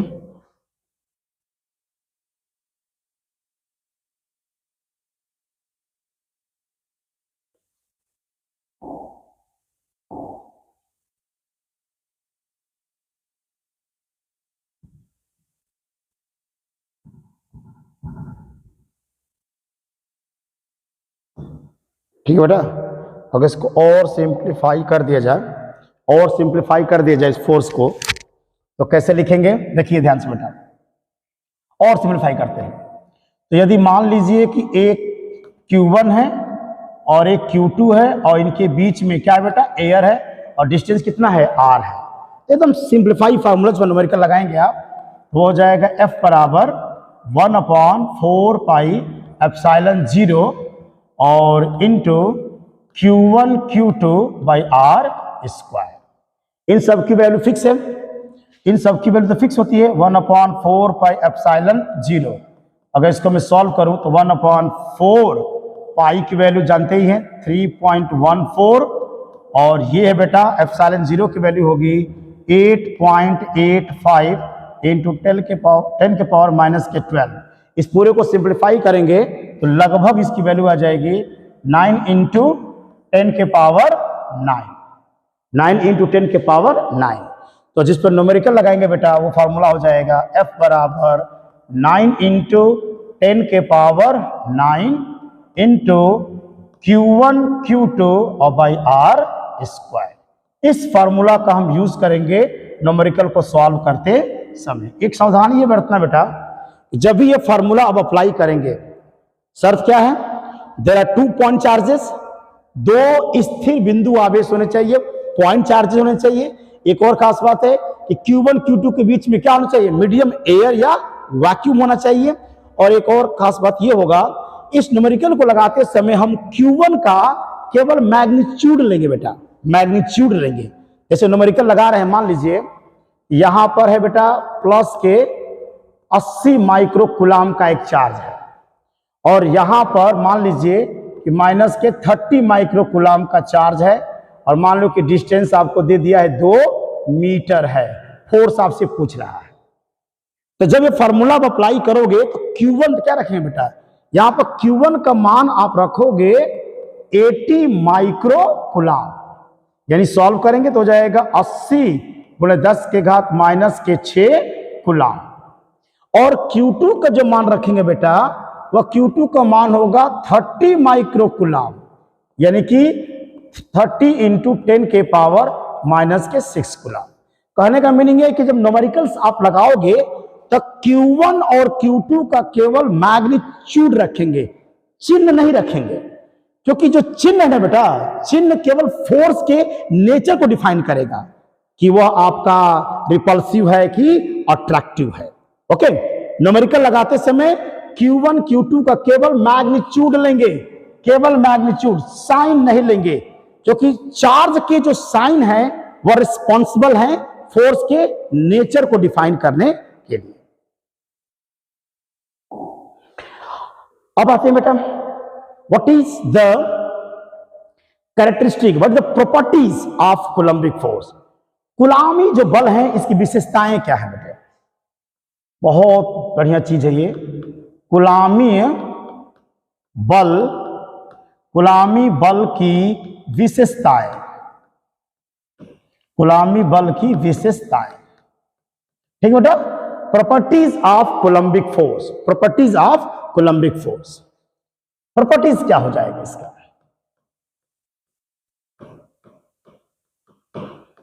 properties of Coulombic force, Coulombic force, ठीक है बेटा। जो कूलम्बिक फोर्स है उसकी विशेषताएं क्या है, क्या क्या इसकी विशेषताएं हो सकती हैं। देखिए, पहला ध्यान सुनो, सबसे इंपॉर्टेंट चीज गुलामी बल की विशेषताएं। नंबर 1, यह फोर्स जो वैलिड है बेटा, यह फोर्स वैलिड है किसके लिए? पॉइंट चार्जेस के लिए, पॉइंट चार्जेस के लिए, पॉइंट चार्जेस, इस माने बिंदु आवेश होने चाहिए, बिंदु आवेश पर यह नियम लागू होता है। दूसरा, ये नियम जो वैलिड है, ये जो वैलिड, इस नियम की जो विशेषताएं होती हैं अभी पढ़ लिए कि इसमें 2 खास बात है। यह म्यूचुअल फोर्स है बेटा, यह एक म्यूचुअल फोर्स है, यह म्यूचुअल फोर्स है। म्यूचुअल फोर्स का मतलब कि यह फोर्स तभी डेवलप होगा जब Q1 Q2 साथ साथ आएंगे। यानी कि अगर ये कहा जाए कि जो फोर्स है F1 पर अकेले डिपेंड नहीं करेगा, या फोर्स अकेले F2 पर डिपेंड नहीं करेगा, या जब फोर्स है does not depend Q1 plus Q2, इस पर भी डिपेंड नहीं करेगा, या जो फोर्स है does not depend Q1 minus के Q2, या जो फोर्स है does not depend Q1 by Q2। यह जो फोर्स है, ध्यान रखना, यह जो फोर्स है डिपेंड करता है Q1 इंटू Q2, प्रोडक्ट पर डिपेंड करता है, यह प्रोडक्ट पर डिपेंड करेगा। तो ध्यान रखना जी, जो कोलम्बिक जो फोर्स होता है, it is the mutual force and it depends, it is directly proportional to the product of both point charges. दूसरा, तीसरा विशेषता क्या होगा बेटा? तीसरा है यह इनवर्स स्क्वायर लॉ को फॉलो करता है। It obeys inverse square law, it obeys inverse square law, inverse square law. Graph भी देखे थे, अगर आर को बेटा, अगर आर को हाफ कर दिया जाए, आधा कर दिया जाए, तो जो फोर्स होगा वो 4 टाइम्स हो जाएगा, 4 गुना हो जाएगा, है ना। अगर आर को 2 आवेशों के बीच की दूरी को आधा करोगे तो बल का मान 4 गुना हो जाएगा, है ना। तो inverse square law, inverse square law को एक फोर्स क्या करेगा? फॉलो करता है। थर्ड वन विशेषता हो गई। तीसरी विशेषता, चौथी विशेषता देखा जाए बेटा, चौथी विशेषता ध्यान रखो, बढ़िया सी चौथी विशेषता, ये जो कोलम्बिक जो फोर्स है बेटा, यह जो कोलम्बिक जो फोर्स होता है, यह फोर्स एक कंजर्वेटिव फोर्स है, कंजर्वेटिव फोर्स, कंजर्वेटिव फोर्स, यह कंजर्वेटिव फोर्स है। पढ़ेंगे ना 11th में 2 तरह के फोर्स, कंजर्वेटिव, नॉन कंजर्वेटिव, संरक्षित और असंरक्षित जो बल। ये फोर्स जो है कंजर्वेटिव फोर्स है। This force does not depend on path, या पाथ पर डिपेंड नहीं करेगा, या प्रारंभिक स्थिति और अंतिम स्थिति के पर डिपेंड करेगा। इसे ये force, this force does not depend on path simply, ठीक है। तो यह फोर्स कंजर्वेटिव है। दूसरा, यह जो है एक्शन रिएक्शन को ओबे करता है। दिस फोर्स ओबे एक्शन रिएक्शन, यह न्यूटन के तीसरे नियम, क्रिया प्रतिक्रिया नियम का पालन करता है।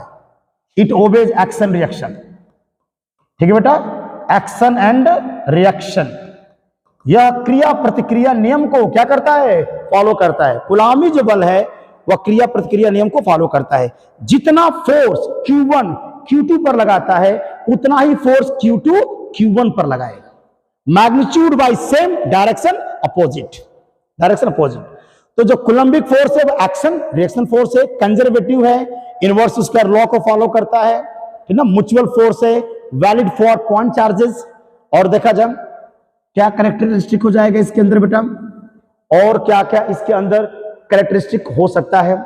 तो ये जो फोर्स है बेटा, ये जो फोर्स है एक सेंट्रल फोर्स है।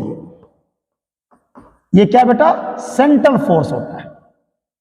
सेंट्रल फोर्स, ये बहुत इंपॉर्टेंट एक घटना है। सेंट्रल फोर्स कहने का क्या मतलब है? यह जो कोलम्बिक फोर्स है एक सेंट्रल फोर्स है। कितना पढ़ लिए हम लोग?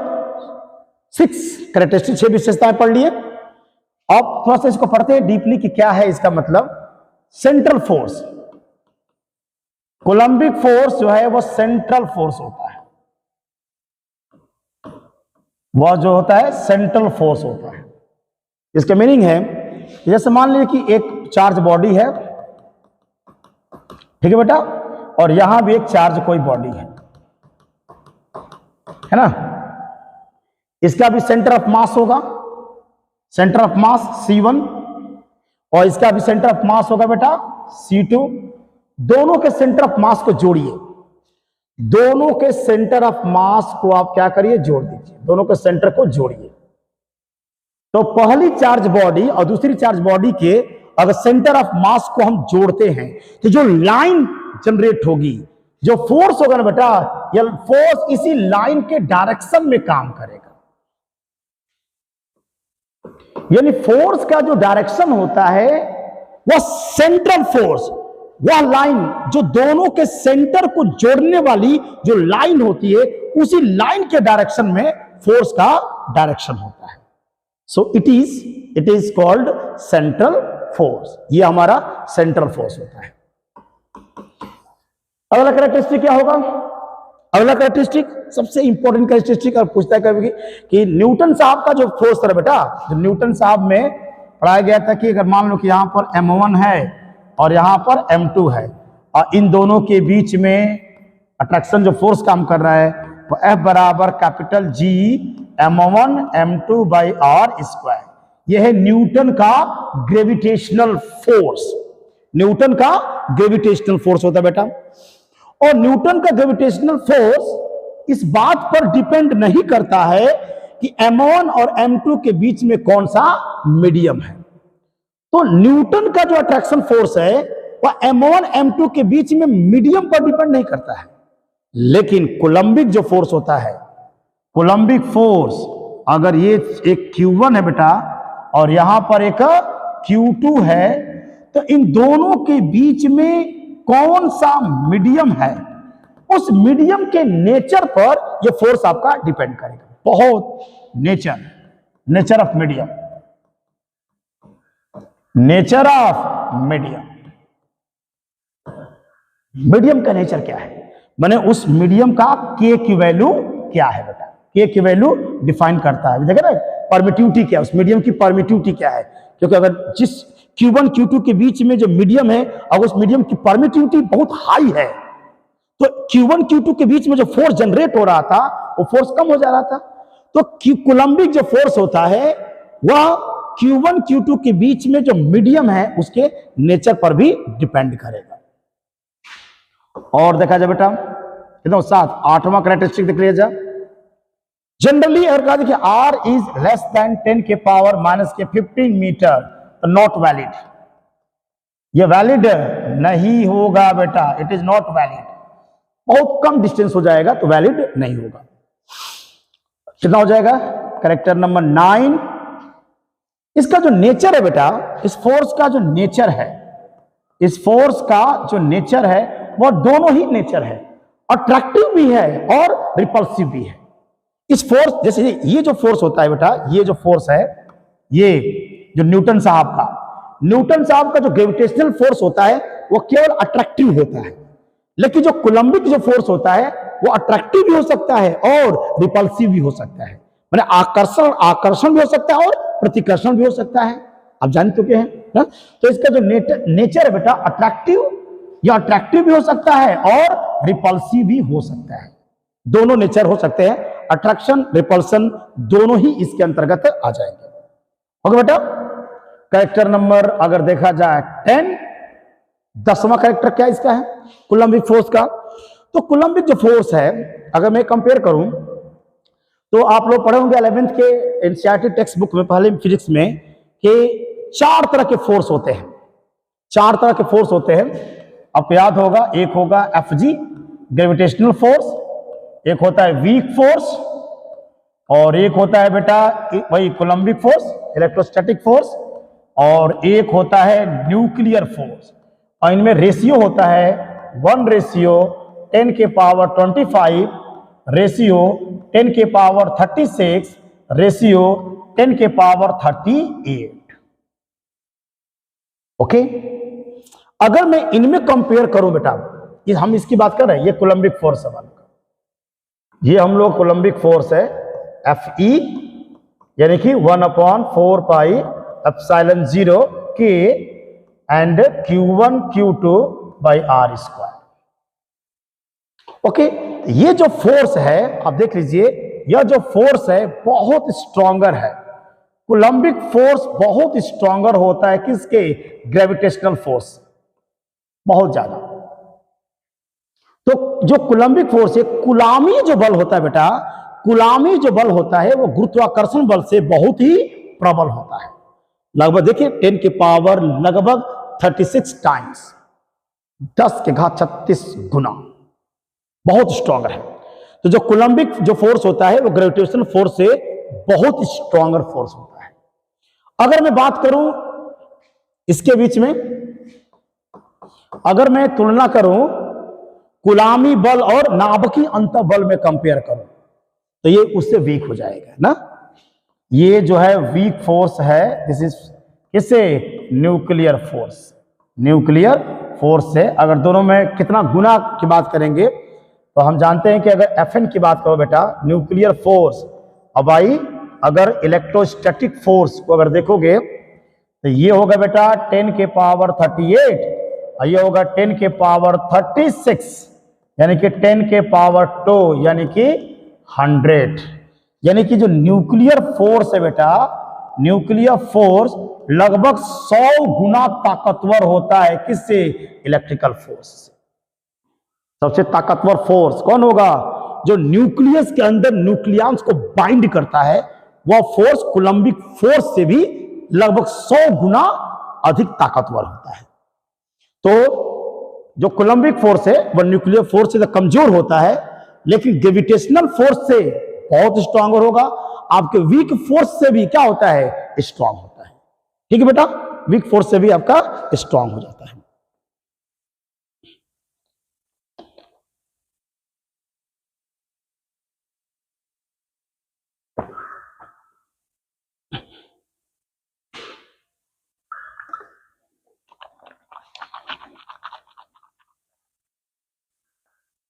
तो this is the law of Coulombic force. हम लोग आज कुलम्बिक फोर्स पढ़ लिए और कुलम्बिक फोर्स की परमिटिविटी क्या होती है उसके बारे में जाने। अब इसके न्यूमेरिकल अप्रोच के बारे में देखना है। न्यूमेरिकल अप्रोच बहुत इंपॉर्टेंट है। फिजिक्स में न्यूमेरिकल अप्रोच बहुत मायने रखता है। ठीक है, जब इस न्यूमेरिकल अप्रोच में एक दो देखते हैं किस न्यूमेरिकल से इसके लगाए जाएंगे। सबसे पहली बात कि जो फोर्स है बेटा, जो बल है, बल वह सदिश राशि होती है। सदिश राशि का मतलब इसमें दिशा भी होगी। इसमें क्या होगा बेटा? दिशा भी होगा और परिमाण भी होगा, यानी इसमें डायरेक्शन भी है और मैग्नीट्यूड भी है। तो उसको सिंपल तरीके से जोड़ नहीं सकते हैं। तो अगर एक ही पॉइंट पर अगर मान लो कि दो फोर्स काम करे F1 और एक फोर्स काम करे F2 और उनके बीच में कोई एंगल बने थीटा, तो जोड़ने का वही vector addition law, vector addition law, यानी कि वेक्टर F बराबर vector F1 plus vector F2, और उसके बाद आराम से आपका निकल जाएगा बेटा F बराबर अंडर रूट F1 स्क्वायर और क्या हो जाएगा F2 स्क्वायर और 2F1 F2 cos थीटा। इस फार्मूले की मदद से अगर किसी पॉइंट पर दो फोर्स लग रहे हैं तो हम उनका रिजल्टेंट निकाल सकते हैं। लेकिन अगर बहुत सारे फोर्स काम करने लगे तो एक ही पॉइंट पर ढेर सारे फोर्सेस काम कर रहे हैं तो उनको कैसे कैलकुलेट करेंगे वो भी देख लेते हैं। एक पर सिंपल एक न्यूमेरिकल है, सिंपल न्यूमेरिकल है बिल्कुल। मान लीजिए बेटा एक इक्विलैटरल ट्रायंगल है, एक इक्विलैटरल ट्रायंगल है ABC मान लेते हैं। ABC एक इक्विलैटरल ट्रायंगल है और मान लीजिए कि A पर जो चार्ज है बेटा प्लस के 10 माइक्रोकूलम का चार्ज है और B पर चार्ज कितना बेटा वही मान लेते हैं प्लस के 10 माइक्रोकूलम का चार्ज है।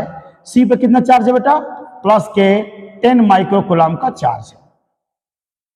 ABC एक इक्विलैटरल ट्रायंगल है, समबाहु त्रिभुज है जिसके शीर्षों पर 10-10 माइक्रोकूलम के आवेश को रखा गया है। ठीक है बेटा, साइड कितनी है भुजा, तो मान लीजिए इसकी जो साइड है वो मान लेता हूं 10 सेंटीमीटर। कितना बेटा 10 सेंटीमीटर मैं मान लेता हूं। तो चूंकि भुजाएं सब आपस में क्या होंगी इसकी बराबर हो जाएंगी 10-10 सेंटीमीटर पर। अगर पूछा जाए कि पॉइंट ए पर नेट फोर्स निकालिए, पॉइंट ए पर नेट फोर्स कितना काम कर रहा है इसको फाइंड करना है।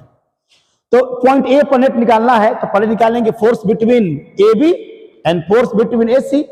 तो अगर ए और बी के बीच का फोर्स निकालें, चूंकि ये भी प्लस है और ये भी प्लस है, तो बी वाला ए को क्या करेगा, रिपल करेगा। किस फोर्स से, F1 फोर्स से। और सी और ए के बीच में फोर्स निकाले, चूंकि ये भी प्लस है ये भी प्लस है, तो ए और सी के बीच में लगने वाला फोर्स भी रिपल्सिव होगा। ये वाला फोर्स भी क्या हो जाएगा आपका, F2 हो जाएगा। अब एंगल कितना बनेगा बेटा, ये एंगल हो गया आपका 60 डिग्री, ये भी एंगल बनेगा आपका 60 डिग्री, और ये भी एंगल बनेगा 60 डिग्री, और ये वर्टिकल अपोजिट एंगल 60 डिग्री हो जाएगा।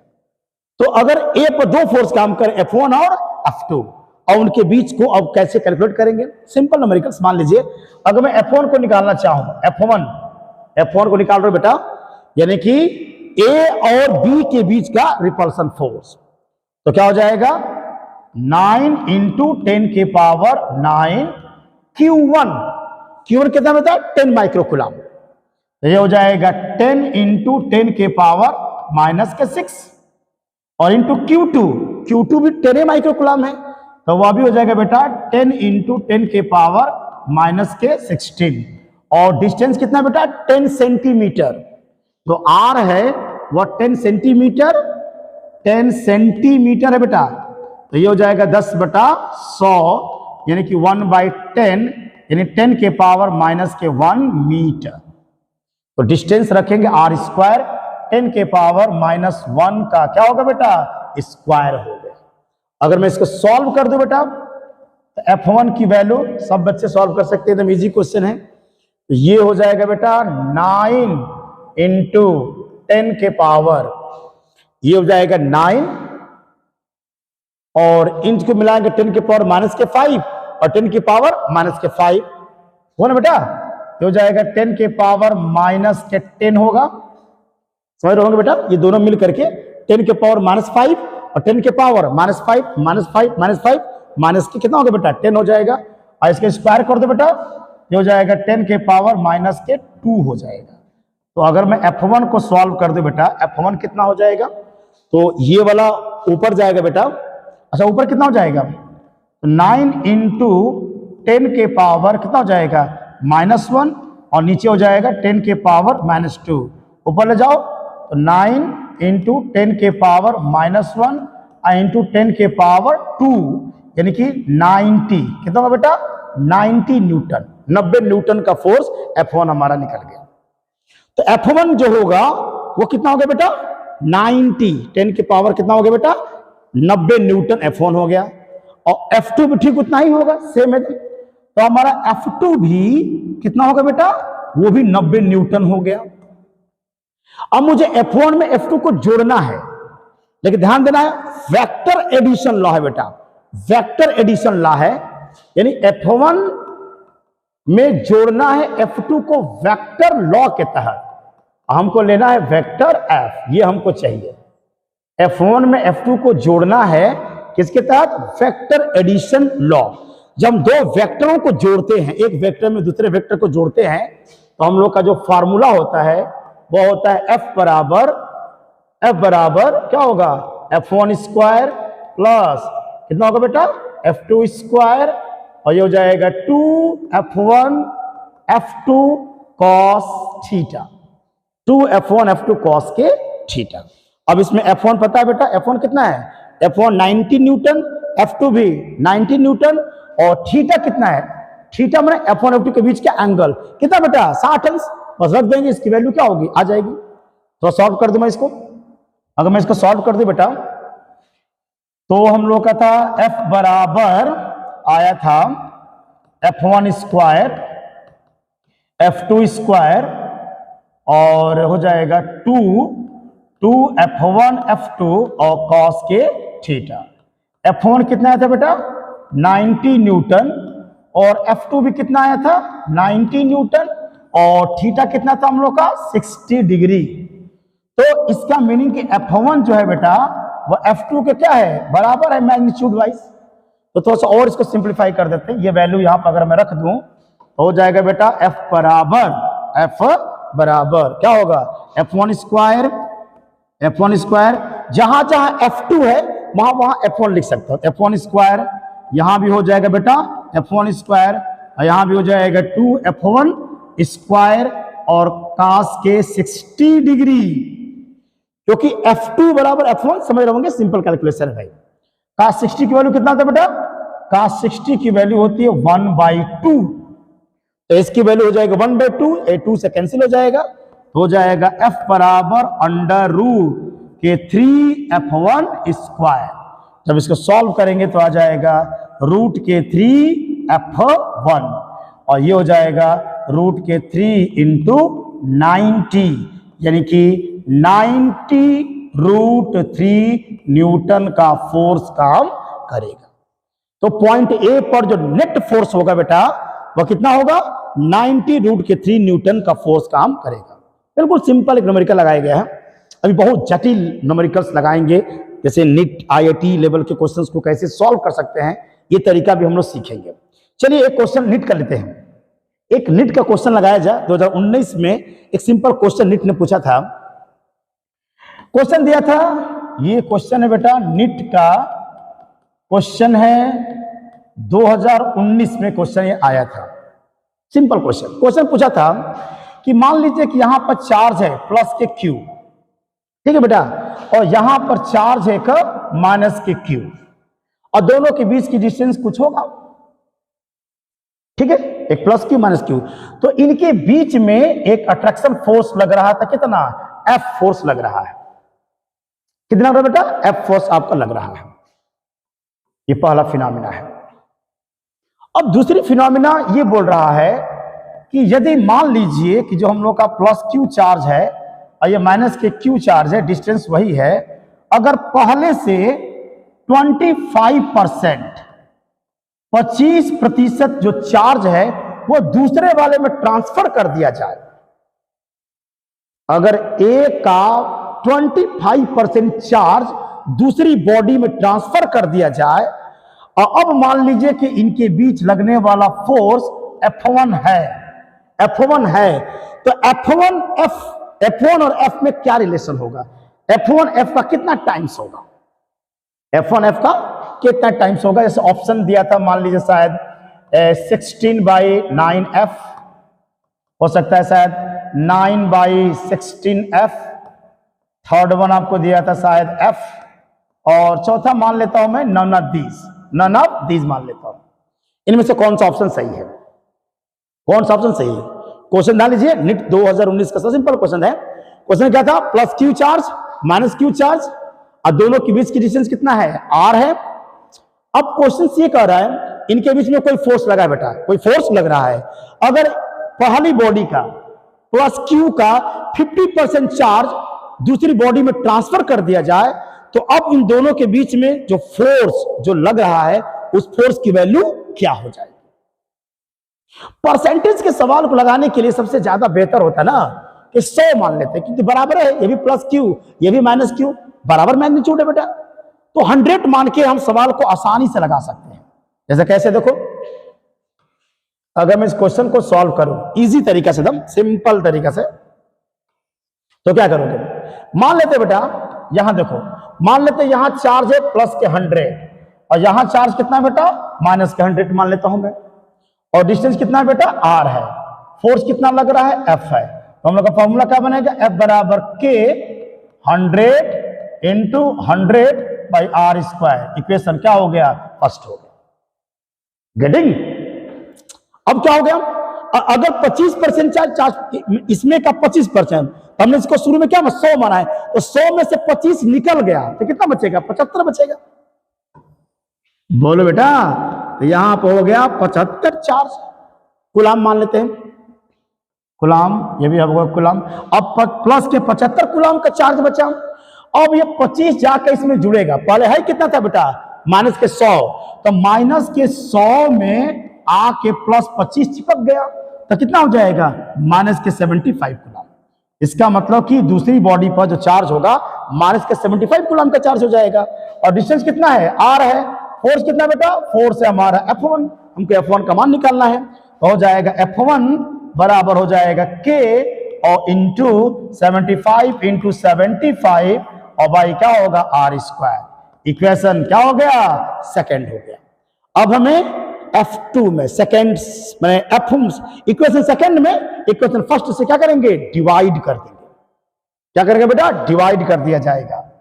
और डिवाइड करके देख लें, डिवाइड करके देख लिया जाए क्या होगा इसकी वैल्यू। ठीक है बेटा, चलो तो हो जाएगा F1 और बाई क्या हो गया F, डिवाइड करो तो K से K हो गया कैंसिल बेटा, R स्क्वायर R स्क्वायर भी कैंसिल हो गया, F2 में बात करो ना, F1 ये हो गया 75 गुणे 75 और नीचे कितना हो गया बेटा 100 गुणे कितना हो गया 100 हो गया, करेंगे 25 से 75 25 से और ये हो जाएगा 3 3 ये 25 चौके 100 25 चौके 100 यानी कि 9/16 यानी कि F1 बराबर 9/16 क्या हो गया F, ये आपका आंसर है ना।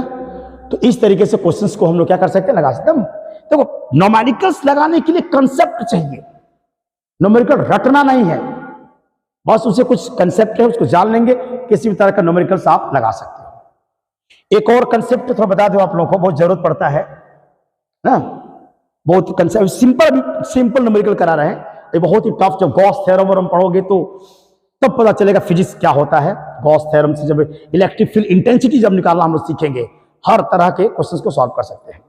चलिए देखिए बेटा एक बढ़िया चीज, एक और न्यूमेरिकल सिंपल क्वेश्चन, बस कंसेप्ट बताते हैं। कॉन्सेप्ट ये बेटा कभी कभी कि मान लीजिए एक बॉडी इस पर चार्ज है Q1 और इस पर चार्ज है बेटा Q2, इन दोनों के बीच में कुछ डिस्टेंस क्या था R था, इनके बीच में कुछ फोर्स लग रहा था, है ना। न्यूमेरिकल पूछता है कि कुछ फोर्स लग रहा होगा, अगर इन दोनों को आपस में क्या करा दिया जाए बेटा, टच करा दे, जैसा क्वेश्चन है, अगर इन दोनों को आपस में मैं क्या करा दूं, टच A और B को आपस में टच करके, और टच करके फिर उनको सेपरेट कर दिया जाए, फिर उतने ही डिस्टेंस पर अगर उनको सेपरेट कर दिया जाए तो अब उनके बीच में लगने वाला जो फोर्स होगा उसका मैग्नीट्यूड क्या हो जाएगा। तब उनके बीच में अगर इन दोनों को आपस में टच करा दिया जाए, ठीक ना, अब फिर क्या करना है बेटा, फिर इन्हें सेपरेट कर देना है, फिर इन्हें सेपरेट करना है, फिर इन्हें क्या करना है बेटा, सेपरेट कर देना है। मान लीजिए कि उतने ही डिस्टेंस पर पुनः उन्हें सेपरेट कर दिया गया।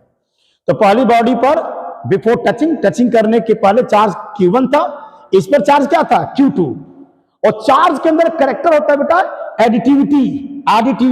तो दो चार्ज जब मिलेंगे तो यहां पर जो टोटल चार्ज होगा हम लोग का, जो कुल आवेश हो जाएगा बेटा, वह हो जाएगा Q1 प्लस Q2। अच्छा चिन्ह से जोड़िएगा इसको विथ साइन, अगर ये प्लस है ये माइनस विथ साइन जोड़िएगा, चार्ज के अंदर एडिटिविटी कैरेक्टर है, चीज जोड़िएगा। उसके बाद अब जब सेपरेट करोगे तो हमारी बॉडी A और ये बॉडी B, तो इस पर चार्ज कितना आ जाएगा, इस पर चार्ज होगा Q1 प्लस Q2/2 और इस पर चार्ज हो जाएगा Q1 प्लस Q2/2। अब उसके बीच डिस्टेंस अगर आपको पता है R दिया है तो फोर्स की वैल्यू आराम से हम लोग क्या कर सकते हैं, कैलकुलेट कर सकते हैं। Are you getting? तो ये ध्यान रखना, अगर दो अलग अलग बॉडी हैं उनके बीच में चार्जेस हैं, अगर दोनों को टच करके फिर सेपरेट करेंगे तो each body acquires the charge Q1 plus Q2/2। अब आराम से इसके बीच में लगने वाले फोर्सेस को हम लोग क्या कर सकते हैं, निकाल सकते हैं। ओके, अब टुमारो हम लोग कल कुछ इस कूलम्स लॉ से रिलेटेड कुछ बहुत बेहतरीन कुछ जेईई के क्वेश्चंस, या आपके CBSE 12th के या यूपी बोर्ड के 12th के ICSE 12th के कुछ बेहतरीन कुछ अच्छे न्यूमेरिकलों को सॉल्व किया जाएगा, उनके कंसेप्ट को सिखाया जाएगा। ठीक है, उन कंसेप्टों को सीख लोगे तो हर पॉइंट तरह के न्यूमेरिकल्स को आप लगा सकते। इसके लिए एक लामी थ्योरम है, वेक्टर रिसोल्यूशन तो आपको आना ही चाहिए, वेक्टरों का वियोजन कैसे करते हैं। अच्छा एक चीज बता दें, अगर मान लीजिए कि एक ही पॉइंट पर कई सारे फोर्सेस काम करने लगे, जैसे मान लीजिए एक पॉइंट है, यहीं पर फोर्स F1 भी काम कर रहा है, यहीं पर एक फोर्स F2 भी काम कर रहा है, यहीं पर एक फोर्स F3 भी काम कर रहा है, यहीं पर एक फोर्स F4 भी काम कर रहा है।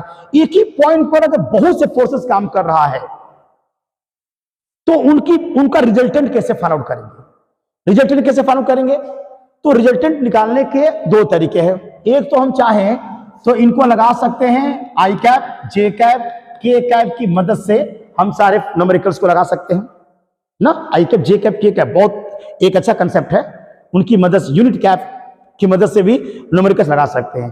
और एक है बेटा ट्रिग्नोमेट्रिकल मेथड। तो ट्रिग्नोमेट्रिकल मेथड बता देता हूं, वो बहुत काम करेगा। ये भी अच्छा मेथड है जी, दोनों सेम आंसर आएगा, आई का, जे का, के का, ये भी पढ़ेंगे वेक्टर से बेहतर न्यूमेरिकल्स।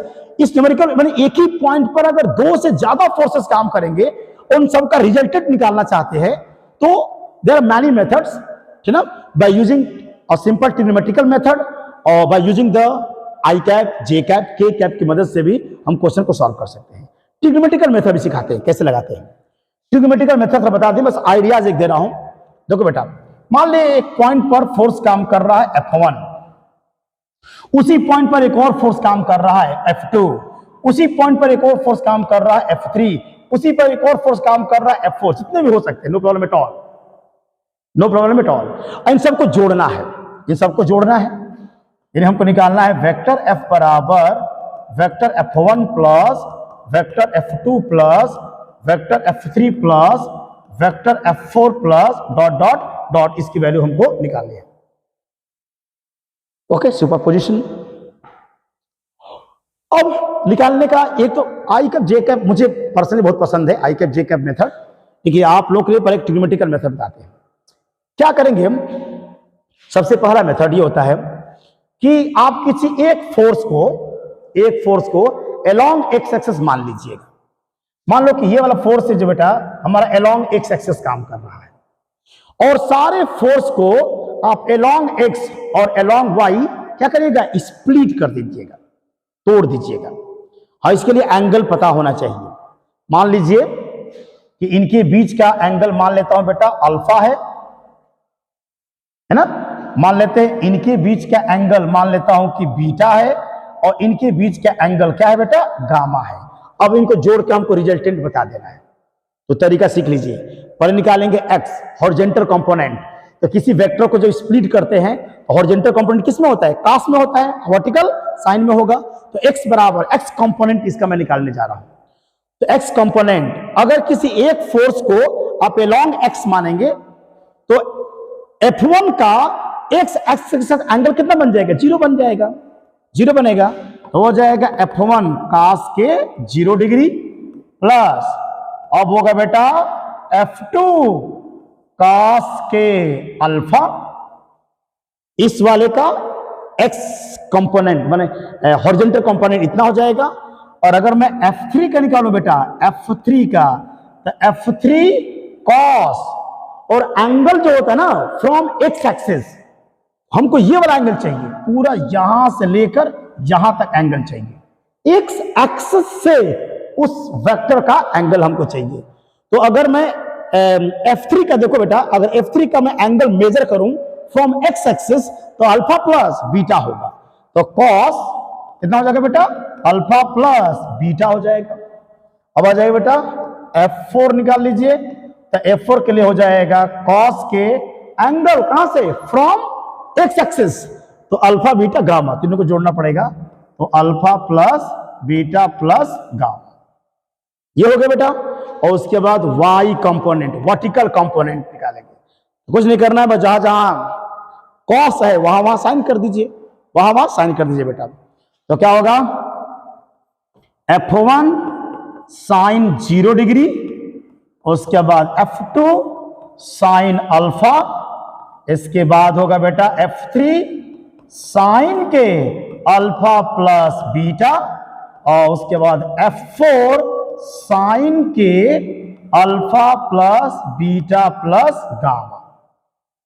और उसके बाद जब आप नेट फोर्स जो निकालोगे, इन सब का रिजल्टेंट कितना होगा, तो वह फोर्स होगा बेटा F बराबर under root X square plus के वाई स्क्वायर।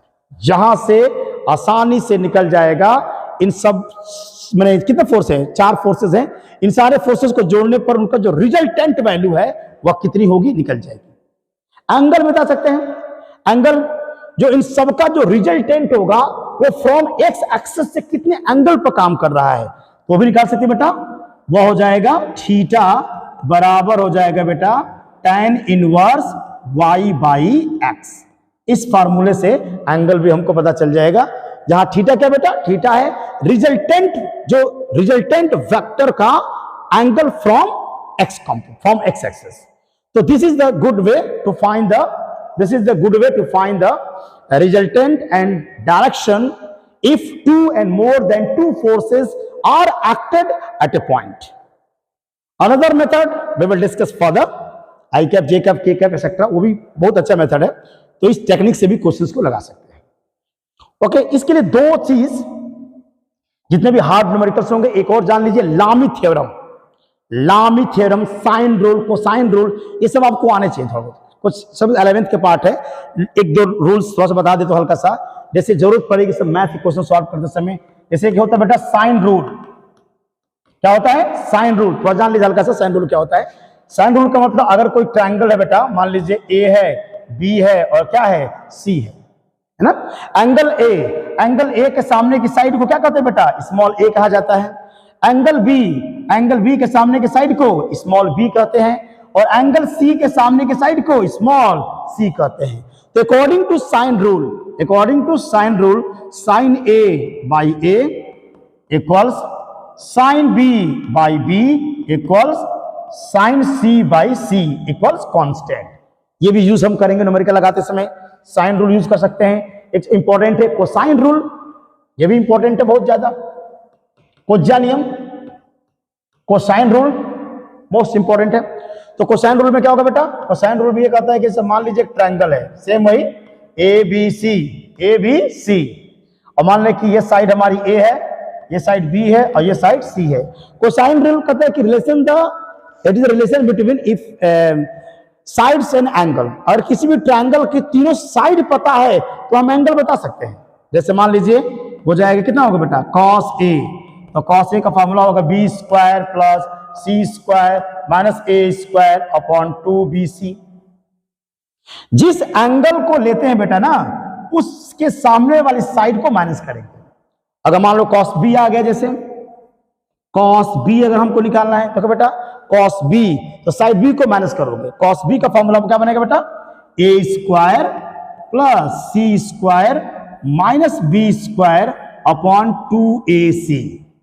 ये हो गया आपका कोसाइन रूल। एक और मैथमेटिकल थोड़ा सा लॉ चाहिए, लामी थ्योरम ये कहता है कि मान लीजिए कि अगर एक पॉइंट पर 3 फोर्सेस काम कर रहे हैं। कितने बेटा, 3 फोर्सेस काम कर रहे हैं। मान लीजिए फोर्स हमारा एक F1 है, ये वाला फोर्स हम लोग का क्या है, F2 है, और ये वाला फोर्स हम लोग का F3 है, और ये इक्विलिब्रियम में है, इक्विलिब्रियम संतुलन में है। इक्विलिब्रियम कहने का मतलब कि 3 फोर्सेस काम कर रहे हैं, और इक्विलिब्रियम करने का मतलब नेट फोर्स क्या होगा, 0 होगा। यानी इनको जोड़ने पर vector F1 plus vector F2 plus vector F3 equals के 0। इन सबको जोड़ने पर क्या है, 0, संतुलन की अवस्था। अगर किसी बिंदु पर 3 बल कार्य कर रहे हो और उसके अधीन जो हम लोग की जो पॉइंट है वह इक्विलिब्रियम में है, तो लामी थ्योरम काम कर सकता है। 3 बल हैं संतुलन में, तो लामी थ्योरम काम करेगा। कैसे बेटा, मान लीजिए ये वाला एंगल क्या है हम लोग का, अल्फा। मान लो बेटा ये वाला एंगल हम लोग के बीच का क्या है, बीटा, और ये वाला एंगल है बेटा गामा। तो लामी थ्योरम कहता है कि F1 by sine alpha, F1 by sine F1 और बाकी दो के बीच का एंगल F1, तो हम एंगल किसके बीच का लेंगे, F2 और F3 के बीच का लेंगे। F1 by sine alpha, F2 by sine beta, और ये होगा बेटा F3 बाई साइन के गा। तो इस थ्योरम का भी यूज करेंगे हम जब डिफिकल्ट न्यूमेरिकल्स को सॉल्व करेंगे, तो लामी थ्योरम हम लोग यूज करेंगे to solve the problems of related Coulombic law. Coulomb के नियम से संबंधित कुछ अच्छे न्यूमेरिकल्स को जब सॉल्व करेंगे तो लामी थ्योरम यूज किया जाएगा। लामी थ्योरम अगर नहीं भी याद है तो वेक्टर रिसोल्यूशन, वेक्टर के वियोजन से हम उस न्यूमेरिकल को सॉल्व कर सकते हैं, no problem at all. Okay, तो बेटा हम लोग कल कुछ बेहतरीन कूलम्ब के नियम से संबंधित कुछ और भी रोमांचित न्यूमेरिकल्स को हम लोग सॉल्व करेंगे। आप सभी बच्चे इस चैनल को सब्सक्राइब कीजिए, लाइक कीजिए, अधिक से अधिक शेयर कीजिए। ठीक है, थैंक यू वेरी मच।